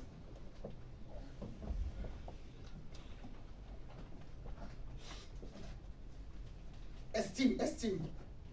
Donne un prix. Donne un prix. Moi, je n'ai pas de prix pour mon père et ma mère. Moi, je n'ai pas de prix. Même si on me donne des milliards, je n'ai pas de prix. Mais toi, dis-moi, peut-être que toi, tu as un prix. Parce que les enfants d'Israël, ils ont estimé Dieu. Dieu était comme un père pour eux. Vous savez ça, mes chers amis? Dieu était comme un père pour Israël. Mais Dieu va dire par le prophète, donnez-moi le prix auquel vous m'estimez. Ils ont dit 30 pièces. Ils ont dit 30 pièces. 30 pièces, ça fait 20 guéras. Ils ont estimé le Messie, ils ont estimé Dieu à 30 pièces. Dieu dit, ok, c'est le prix auquel vous m'avez estimé. C'est pas grave. Mais c'est à ce prix-là, donc Jésus est venu pour nous sauver. Donc, réalisons en fait, quel honneur on donne à nos parents, en fait. Prenons Matthieu, chapitre 15, on va lire du verset 7, verset 1, pardon, au verset 7. Matthieu 15, verset 1 au verset 7. La Bible dit, alors des pharisiens et des scribes vinrent de Jérusalem auprès de Jésus et dirent, pourquoi tes disciples transgressent-ils transgressent-ils quoi? La tradition des anciens. Car ils ne se lavent pas les mains quand ils prennent leur repas. Ici, c'est des hommes de Dieu qui parlent à Jésus. Eux, ce qui les intéresse, c'est les traditions que eux-mêmes ils ont mis en place. Mais ils ne veulent pas mettre en pratique la loi de Dieu. Il y a certains qui me diront que Jésus a accompli la loi. Oui, Jésus a accompli la loi cérémonielle, la loi liée au sacrifice. Alléluia. Mais dans la loi, il y a ce qu'on appelle les lois sociales. Et la loi de Dieu qui concerne les familles, ça fait partie des lois sociales. Jésus a dit, je ne suis pas venu abolir la loi, mais je suis venu pour l'accomplir. Jésus n'a pas aboli la loi. Donc même si Jésus a accompli la loi, il a accompli une partie de la loi. Mais le reste, les autres parties là restent. Et vous savez, Dieu ne viendra jamais enseigner à un enfant de Dieu ces valeurs que je suis en train d'enseigner. Vous savez pourquoi? Parce que tout ce qu'on appelle la loi sociale, c'est dans l'homme. Même si tu n'es pas chrétien, tu connais ces choses. Un païen, un homme qui n'est pas chrétien, il sait qu'il faut respecter ses parents. Il sait qu'il n'est pas bien de tuer. Il sait que ce n'est pas bien de voler. Vous voyez, ça c'est les lois sociales que Dieu a mis en place. C'est vrai que Dieu l'avait écrit avec Moïse, mais c'est inscrit dans le cœur, dans la conscience de tout être humain. C'est écrit dans la Bible. Donc les hommes seront jugés. Les hommes qui ne sont pas chrétiens, ils seront jugés sur la base de ces lois-là. Je ne sais pas si vous me comprenez ce soir. Donc, c'est bizarre qu'aujourd'hui, des chrétiens se lèvent et commencent par dire non, Jésus a tout accompli. Tu commences par manquer de respect à tes parents. Tu manques de respect à tes oncles, tes tantes, au nom de Jésus, au nom de l'Église. Mais tu n'as rien compris de l'Évangile. Je ne sais pas si vous me comprenez. On n'a rien compris. Et ce qui me fait mal, frère, il y a quelque chose qui est derrière. C'est que même les hommes de Dieu, beaucoup des hommes de Dieu, depuis plusieurs générations, il y a des choses qu'on leur a même pas enseigné eux-mêmes. Et c'est resté comme ça. Donc c'est une erreur qui se reproduit de génération en génération. Regardons. Matthieu chapitre 15. Seigneur, merci. La Bible dit, pourquoi tes disciples transgressent-ils la tradition des anciens, car ils ne se lavent pas les mains quand ils prennent leur repas? Regardez Jésus. Jésus dit, il leur répondit, et vous, pourquoi transgressez-vous le commandement de qui? De Dieu au profit de votre tradition. Pourquoi transgressez-vous le commandement de Dieu au profit de votre tradition? Donc, Jésus était en colère contre les Juifs, contre les chefs. On nous a dit c'est les pharisiens et les scribes qui sont des chefs qui sont venus le voir. Et Jésus était en colère contre eux. Eux, ils voulaient que les disciples respectent leur tradition et méprisent la loi de Dieu. Jésus va dire, pourquoi vous transgressez-vous le commandement de Dieu au profit de votre tradition? Car Dieu a dit, le verset 4, car Dieu a dit quoi? Honore ton père et ta mère, et celui qui maudira son père ou sa mère sera puni de quoi? De mort. De mort. Mais vous, vous dites, celui qui dira à son père ou à sa mère, ce dont j'aurais pu t'assister est une offrande à Dieu, n'est pas tenu d'honorer son père ou sa mère. Attendez. Donc, le Seigneur est en train de dire que si tu n'as même que 5 pièces et que ton père manque à manger, il vaut mieux donner ces 5 pièces à ton père que de venir déposer à l'église pour dire je veux semer à l'église. Je ne sais pas si vous comprenez. Jusqu'à... En fait, je parle ici pour qu'on comprenne quelle importance ce commandement a pour Dieu. Parce que j'insiste, c'est la base de la famille. Et le diable s'est attaqué à ce commandement. Vous voyez, depuis longtemps. Et il a réussi avec les Juifs à dénaturer. C'est-à-dire, ils ont remplacé ce commandement par une tradition. Ils ont donné un moyen aux hommes de pouvoir contourner ce commandement et avoir une conscience tranquille. Alléluia. Amen, amen, amen, Oui, amen. parce que comme ils sont des chefs religieux, donc ce qu'ils disent, c'est comme si c'est Dieu qui a dit. Vous voyez? Et le diable a réussi à les manipuler, ces chefs. Donc ils ont donné un moyen aux hommes de contourner le commandement et vivre tranquille. Et vous savez, il y a deux esprits qui sont derrière, qui travaillent, que la Bible appelle Baal et Astarté. Baal qui est un esprit, en fait, qu'on appelle, on va dire, le dieu de la pluie. Astarté, donc les deux sont des dieux que les gens adoraient au temps des prophètes dans le passé. Baal, qu'est-ce qu'il fait? Baal, il est celui à qui les enfants d'Israël sacrifiaient leurs enfants. Ils immolaient leurs enfants. Astarté, c'est elle que les gens appellent aujourd'hui la reine du ciel.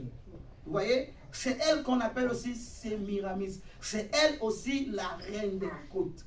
Cet esprit dont la Bible parle d'Apocalypse aussi, dont en fait l'esprit, il était ivre du sang des justes. C'est elle encore. C'est un esprit qui travaille au bord des eaux. Vous voyez? Qui amène la séduction, qui amène la fausse religion. Vous voyez? C'est un esprit qui amène le faux Jésus. C'est un esprit qui séduit les hommes de Dieu. C'est un esprit qui vient pour changer la loi de Dieu, pour dénaturer la loi de Dieu.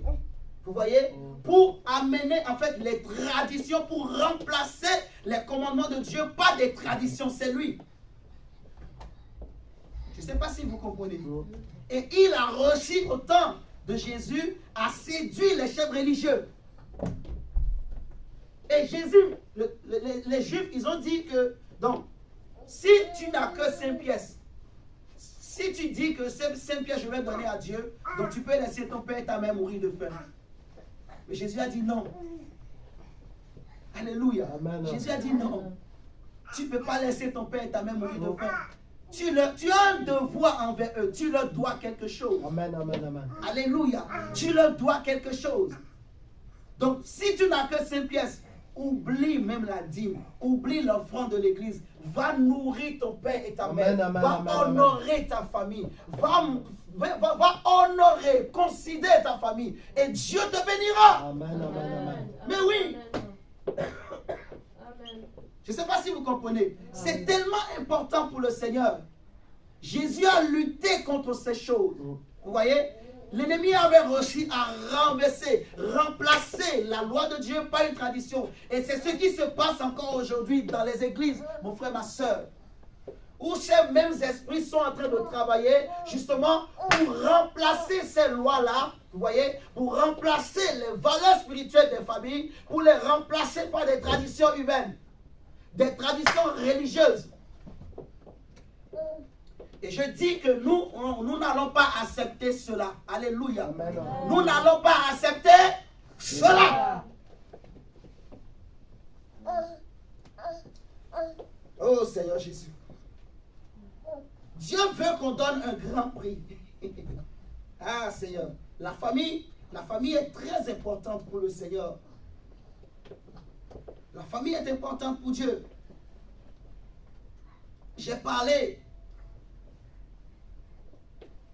comment je vais dire, des oncles et des tantes. Vous voyez? Et pourquoi c'est aussi important de... En fait, l'honneur que tu donnes à tes parents, tu dois aussi donner le même honneur. Je ne sais pas si on dit un honneur. Hein. On dit un oui.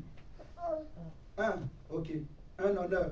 Donc, l'honneur que tu donnes à ton père et ta mère biologique, il faut le donner aussi à tes oncles et tantes directes.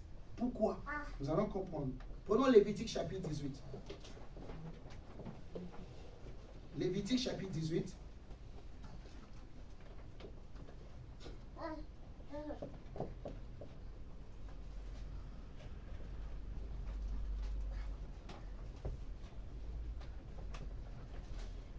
Lévitique chapitre 18.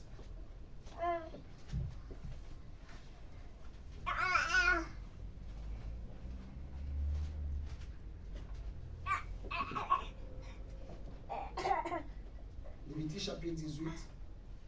On va lire le verset 12 au verset 14.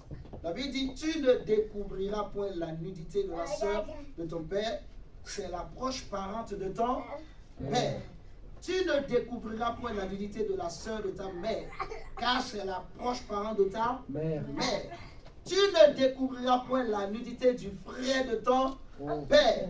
Tu ne t'approcheras point de sa femme, c'est ta tante. Amen, amen, Tu ne découvriras point la nudité. Donc, on va s'arrêter là. On va sauter. On va prendre le verset. On va prendre le chapitre 20. Prenons le chapitre 20. Chapitre 20, le verset 11.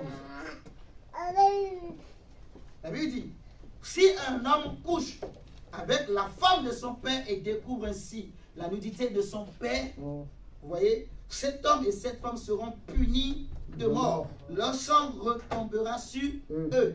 Prenons le verset 19 et 20. Chapitre 20 toujours, verset 19 et 20. La Bible dit, tu ne découvriras point la nudité de la sœur de ta mère, ni de la sœur de ton père, car c'est découvrir sa proche parente. Ils porteront la peine de leur péché. Si un homme couche avec sa tante, il a découvert la nudité de son oncle.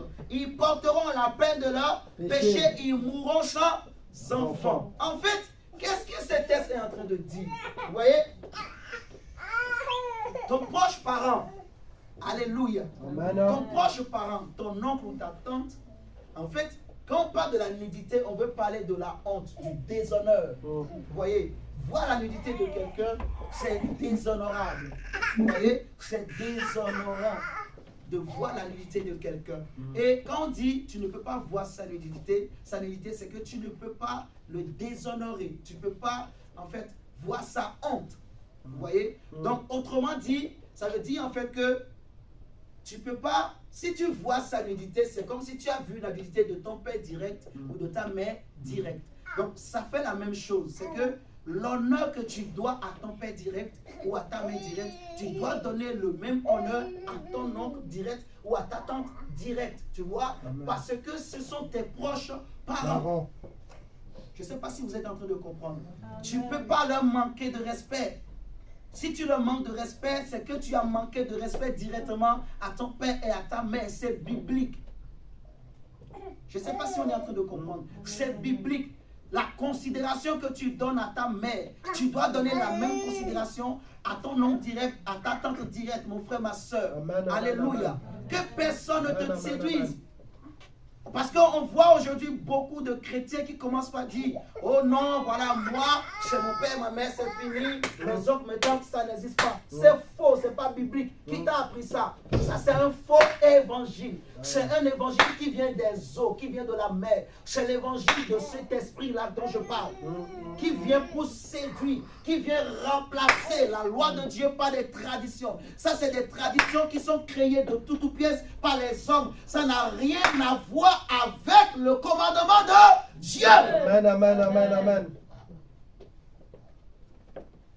Dieu dit, vous connaîtrez la vérité et la vérité vous affranchira. Nous allons prêcher l'évangile, mon frère, ma soeur. Que les hommes le veuillent ou pas, mais nous allons proclamer la vérité pour que le peuple de Dieu soit libéré. Amen, amen, amen, amen. Ah.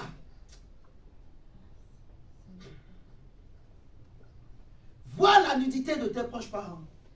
C'est voir la nudité de tes parents. C'est pas normal. C'est pas normal, frère. C'est pas une bénédiction. C'est pas une bénédiction. Les gens doivent réaliser, surtout des chrétiens. Parce que quand tu es ignorant de quelque chose, Dieu est indulgent. Vous voyez? Mais quand tu comprends, mais tu t'entêtes, si Dieu te frappe, c'est ton problème. Je ne sais pas si vous comprenez. Et les gens peuvent se poser la question, mais pourquoi les choses sont compliquées dans ma vie? Tu n'honores pas Dieu. Tu n'honores pas le commandement de Dieu. Mais comment veux-tu que Dieu agisse dans ta vie? Je ne sais pas si vous comprenez. Parce que derrière ce commandement, il y a une promesse. Honore-les, honore, et alors tu réussiras. Amen. Je ne sais pas si vous comprenez. Et alors tu seras béni. Honore-les. Prends soin tant que tu peux. N'abandonne pas, ne néglige pas. Ne laisse personne parler mal de tes parents. Ne laisse personne mépriser ta famille. La famille est sacrée. Amen, amen, amen. Alléluia. La famille est sacrée, frère, ma soeur, mon frère, ma soeur. La famille est sacrée, j'insiste. Même pour Dieu, la famille est sacrée. Pour que Jésus naisse, il a fallu que Jésus passe par une famille. Frère. Oh, j'aime le Saint-Esprit, j'aime le Saint-Esprit. Dieu, comme il est Dieu, il pouvait dire un jour, bon, mon fils, viens au monde et les gens vont voir le ciel s'ouvrir, un géant descend du ciel jusque sur la terre. Mais comme Dieu ne peut pas se renier lui-même, il est obligé de se soumettre à sa parole. Il a voulu que son fils naisse pas une femme. Mais il pouvait dire aussi qu'il va naître par Marie célibataire. Mais Dieu a dit non. Si ça naît, si l'enfant naissait par Marie célibataire, on va dire que c'est un bâtard. Alléluia. Donc il fallait que Marie soit mariée pour que Jésus vienne au monde. Donc même pour que le Fils de Dieu vienne au monde, Dieu a mis en place le cadre familial. Amen, Et amen, toi, amen. tu me dis que la famille n'est pas sacrée, mais tu n'es pas de Dieu. Alléluia. Mes frères, vous voyez, même Jésus, pour qu'il vienne au monde, il est passé par une famille. Vous savez que Jésus et Jean-Baptiste sont parentés? Vous savez qu'ils sont cousins? Marie et Élisabeth sont? Vous savez ça? Ok. Mais regardez Jésus. Le jour où il devrait se faire baptiser, il arrive devant Jean-Baptiste. Jean-Baptiste lui dit, mais moi je suis qu'un petit. Je ne suis pas digne de délier la croix de tes sandales. Même si j'ai 6 mois de plus que toi. Mais Jésus dit non, laissons faire ce qui est juste. C'est-à-dire, faisons ce qui est honorable. Faisons ce qui est ordonné de Dieu. Amen, amen, amen. Je ne sais pas si vous comprenez. Faisons ce qui est dans l'ordre de Dieu. L'ordre établi par Dieu. Parce que dans l'ordre établi par Dieu, Jean-Baptiste est son aîné. Alléluia. Et Jésus a accepté de respecter l'honorabilité de Jean-Baptiste. Alléluia. Amen, amen. Frère, c'est des valeurs qu'il faut que les chrétiens apprennent. Parce qu'on n'est plus instruit. On n'enseigne plus ces choses aujourd'hui aux chrétiens. Vous voyez? Et nous allons prêcher l'évangile. On va se lever. On va prier un peu. On va prier un peu. La Bible dit, dans Ésaïe 58,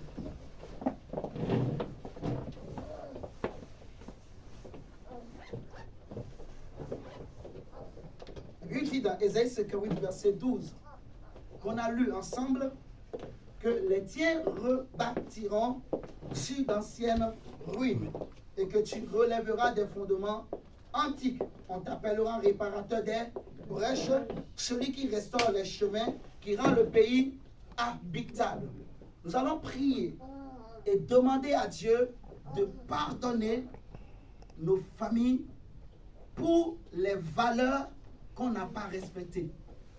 Alléluia. Amen. Pour les fondements qu'on a renversés, que nos ancêtres ont renversés, que Dieu pardonne. On va prier d'abord comme ça. Et ensuite, on va prier maintenant pour demander à Dieu.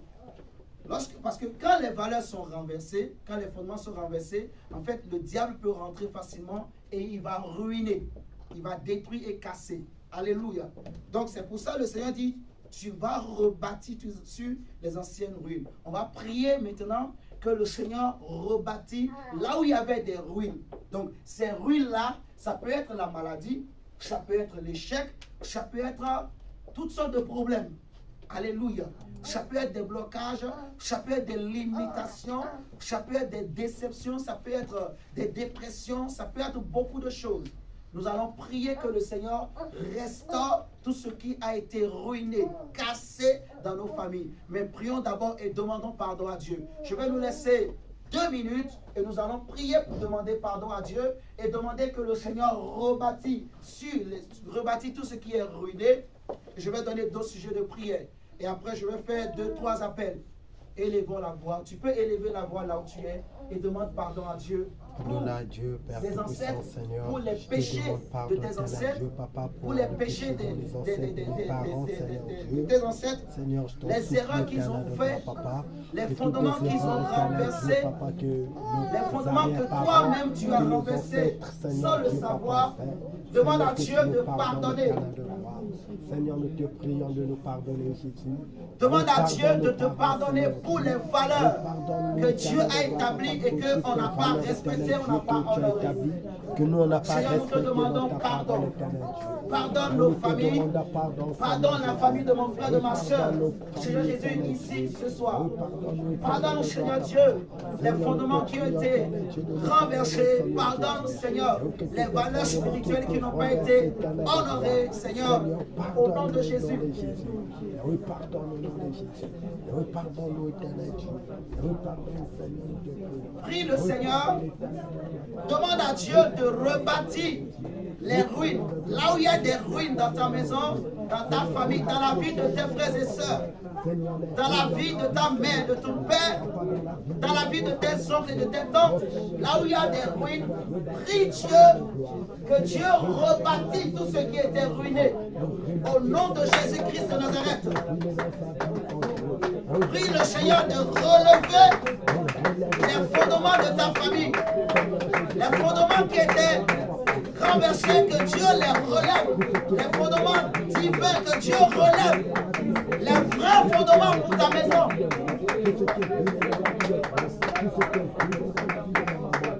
Prie le Seigneur que Dieu répare les brèches.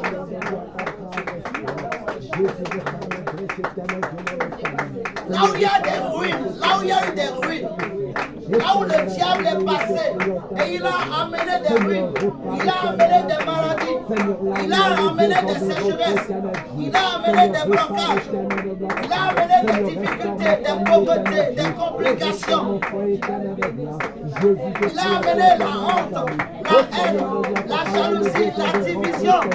Prie que là où le diable a amené la division, que Dieu vienne en restaurer, rebâtir. Toi le Dieu qui restaure les familles, toi le Dieu qui restaure le couple. L'éternel de la papa restaure Adonai mon Dieu. Restaure les familles, Seigneur. Restaure les familles, Adonai mon roi. Restaure l'éternel Dieu, nous te prions, Seigneur. Jésus, restaure l'éternel de roi. Papa, que là où les choses étaient courbées, oh Seigneur Dieu, papa, restaure l'éternel Dieu. Le restaure Adonai mon roi. Le restaure l'éternel Dieu. Le restaure l'éternel de roi. Là où le diable a amené la division entre les enfants, la division entre les parents et les enfants. Seigneur, il n'y a que toi pour restaurer. Il n'y a que toi pour réparer, Seigneur Dieu. Que Dieu rebâtit, que Dieu rebâtit, que le Dieu fidèle rebâtit. Je rebâtis, Seigneur, dans ma vie. Prie au nom de Jésus-Christ. Au nom puissant de Jésus, que tu sois restauré, que tu sois restauré. Père, Que Dieu rebâtisse, que Dieu rebâtisse, que Dieu rebâtisse. Seigneur, rebâtis ma famille éternelle de gloire. Jésus, nous te prions, toi, éternel Dieu. C'est le Dieu tout-puissant, le Dieu qui peut tout, éternel Dieu. Oh Seigneur Jésus, le restaure éternel Dieu, le répare éternel de ma papa. Dans le temps qui connaît les familles de cette assemblée. Jésus, il n'y a que toi pour restaurer. Il n'y a que toi pour réparer éternel Dieu. Oh Seigneur, répare éternel de ma papa. Le répare Seigneur éternel Dieu. Prie que Dieu rebâtisse, que Dieu rebâtisse, Le rebâtis, que Dieu restaure. que tout ce qui était courbé Adonai, Jésus, restaure éternel Dieu, restaure Seigneur Jésus, restaure éternel de gloire mon Dieu, le restaure Adonai mon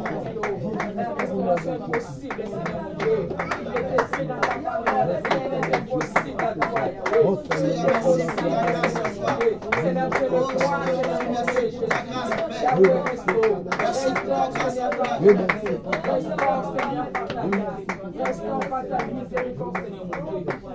Père.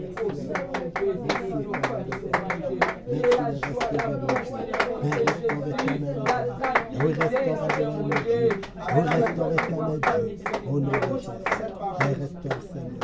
Nous allons élever nos mains au ciel. Là où tu es, tu lèves ta main, soit tes deux mains ou ta main droite. Et je vais faire un appel. Si dans ta famille, tu sais qu'on adore les esprits des eaux,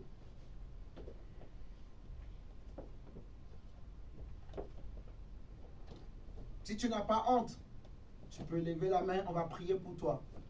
Si tu as fait des songes également, où tu te retrouves au bord, tu t'es retrouvé, je dirais, au bord de l'eau, au bord de la mer également, c'est des instructions que le Seigneur m'a données et je fais cet appel.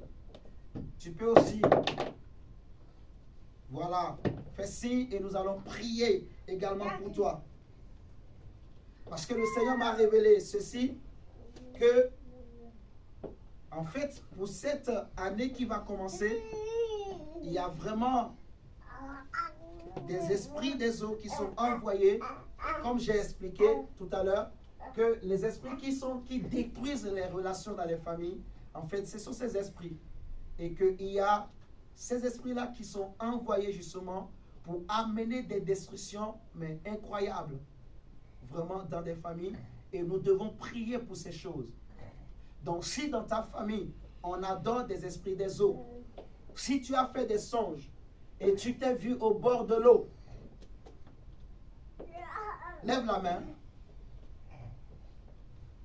viens devant, n'aie pas honte, et je vais prier pour toi. Est-ce qu'il y a quelqu'un qui a déjà fait un songe où il s'est vu au bord de l'eau? Parmi nous.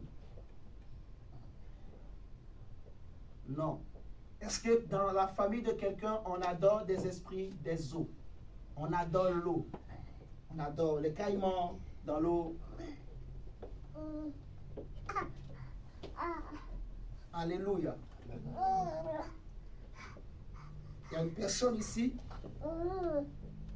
dans ta famille, on adore l'eau. En fait, on adore des esprits de l'eau dans ta famille. On adore des esprits des eaux dans ta famille. Il t'arrive de faire des songes où tu te vois au bord de l'eau.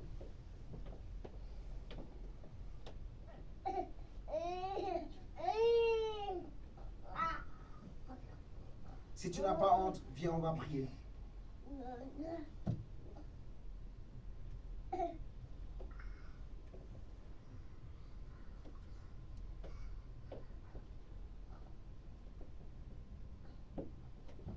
N'aie pas honte, n'aie pas honte, n'aie pas honte, n'aie pas honte, n'aie pas honte, n'aie pas honte. Lève la main, lève la main, je vais prier pour toi. Bon, fermez nos yeux. Lèvons nos mains. Seigneur, je prie, je prends autorité au nom de Jésus-Christ.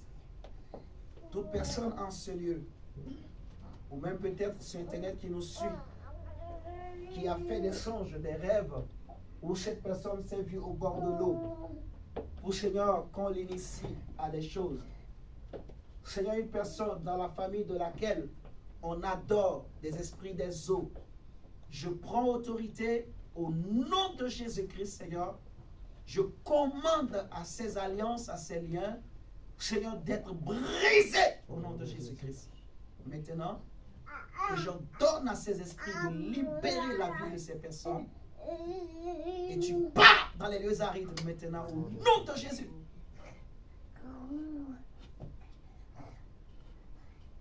Sois libéré. Ça va monter au nom de Jésus. Ça va monter au nom de Jésus-Christ. Je prie que l'onction de Dieu, la puissance du Saint-Esprit vienne sur toi. Et que là où on t'a lié dans l'eau, je viens te faire sortir au nom de Jésus-Christ. Que ta vie sorte au nom de Jésus-Christ de Nazareth.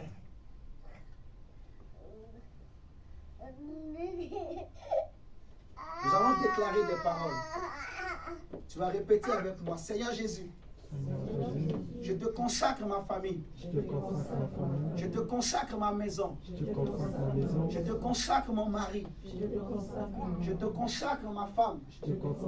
Je te consacre mes enfants. Au nom de Jésus-Christ. Au nom de Jésus-Christ. Au nom de Jésus-Christ. Ce que j'ai vécu en mal en cette année 2022. Ce que mes enfants ont vécu en mal, en négatif, ce que mon mari ou ma femme a vécu en mal cette année 2022, je les condamne, je les condamne, je les condamne au nom de Jésus-Christ. Elles vont rester ces choses en 2022. Et au nom de Jésus, je refuse de vivre ces choses, de voir ces choses en 2023.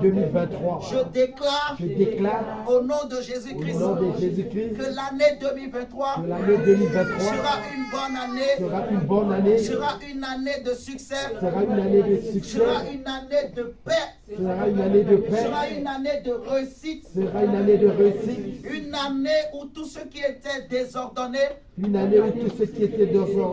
sera réordonné. Je proclame que je suis plus que vainqueur. Je proclame que j'ai la victoire. Je proclame que j'ai le succès. Je proclame que ma famille, que ma maison est une bonne source. Est une source bénie. Est une source bénie. Je refuse d'être une source amère.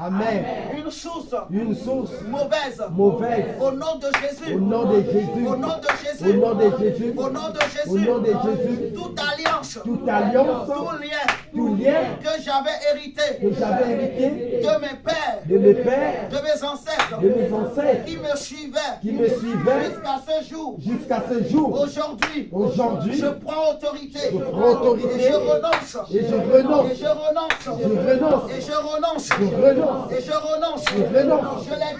Je les détruis. Les ordonnances des pères de ma famille, des fondateurs de ma famille, les mauvais fondements qu'ils avaient établis, c'est pour eux.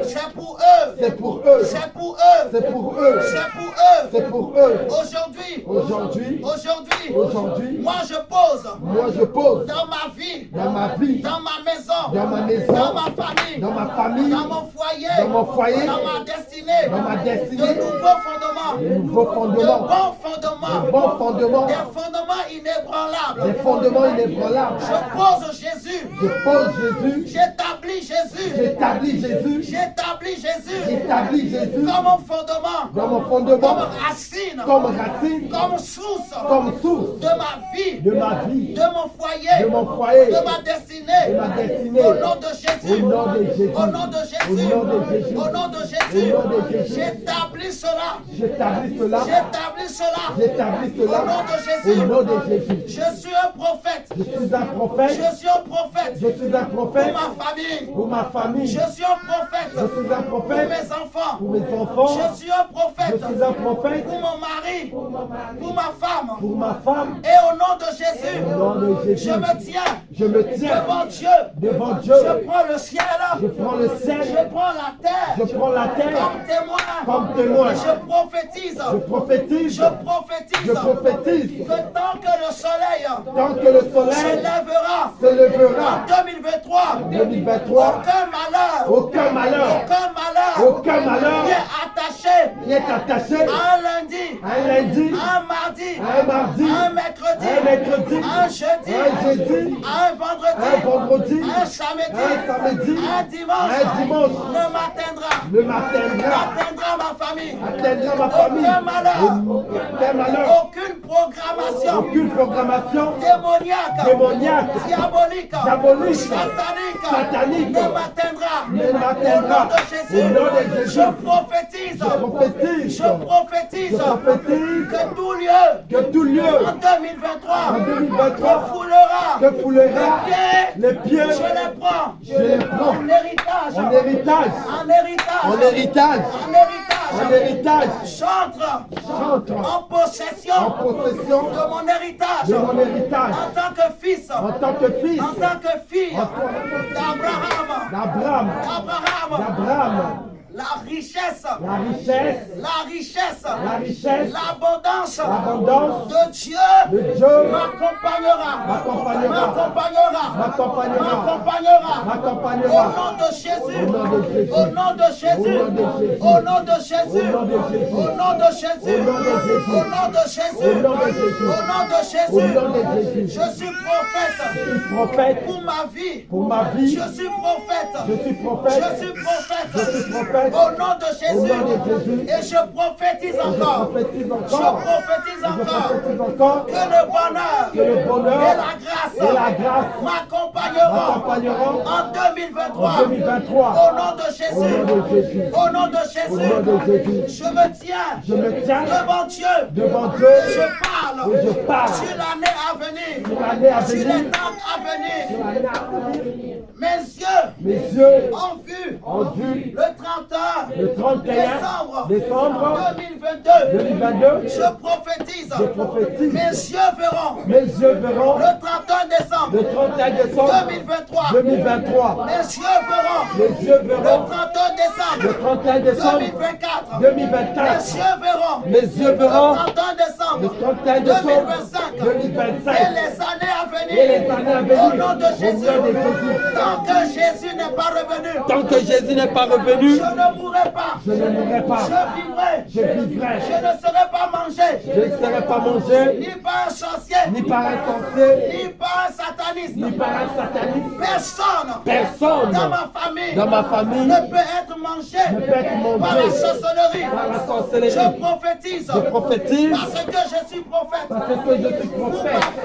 Pour ma famille. Alors je me tiens devant Dieu. Et je déclare comme Élie. Sinon à ma parole, personne ne mourra. Pas une maladie qui vient de la sorcellerie. Par un accident qui vient de la sorcellerie. Au nom de Jésus. Au nom de Jésus. J'écrase les hôtels de Baal, d'Astarté, les hôtels de mes pères. Je les renverse. Au nom de Jésus. Je les renverse. Au nom de Jésus. Je les renverse. Au nom de Jésus. Tout ce qu'on avait prévu. Tout ce qu'on avait planifié. Contre ma vie. Contre mon foyer. Contre mon travail. Je les déprogramme. Je les déplanifie.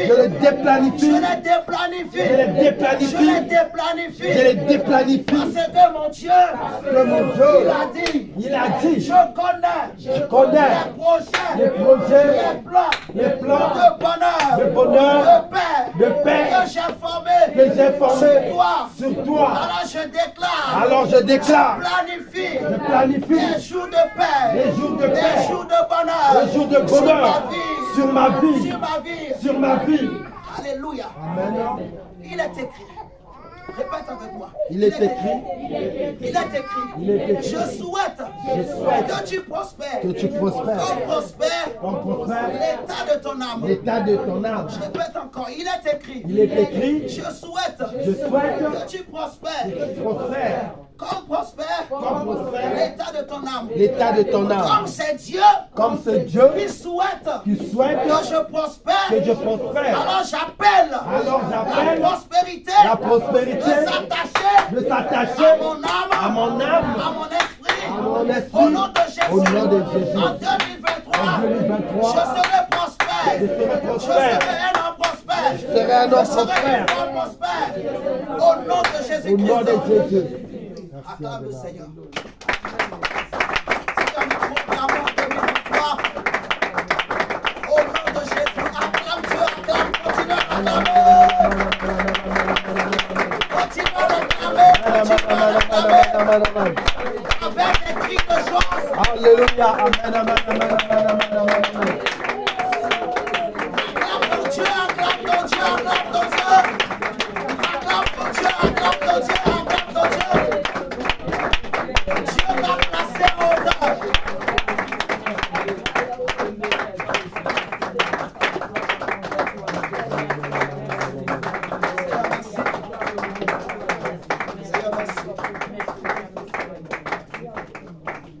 Nous pouvons nous asseoir. Merci beaucoup.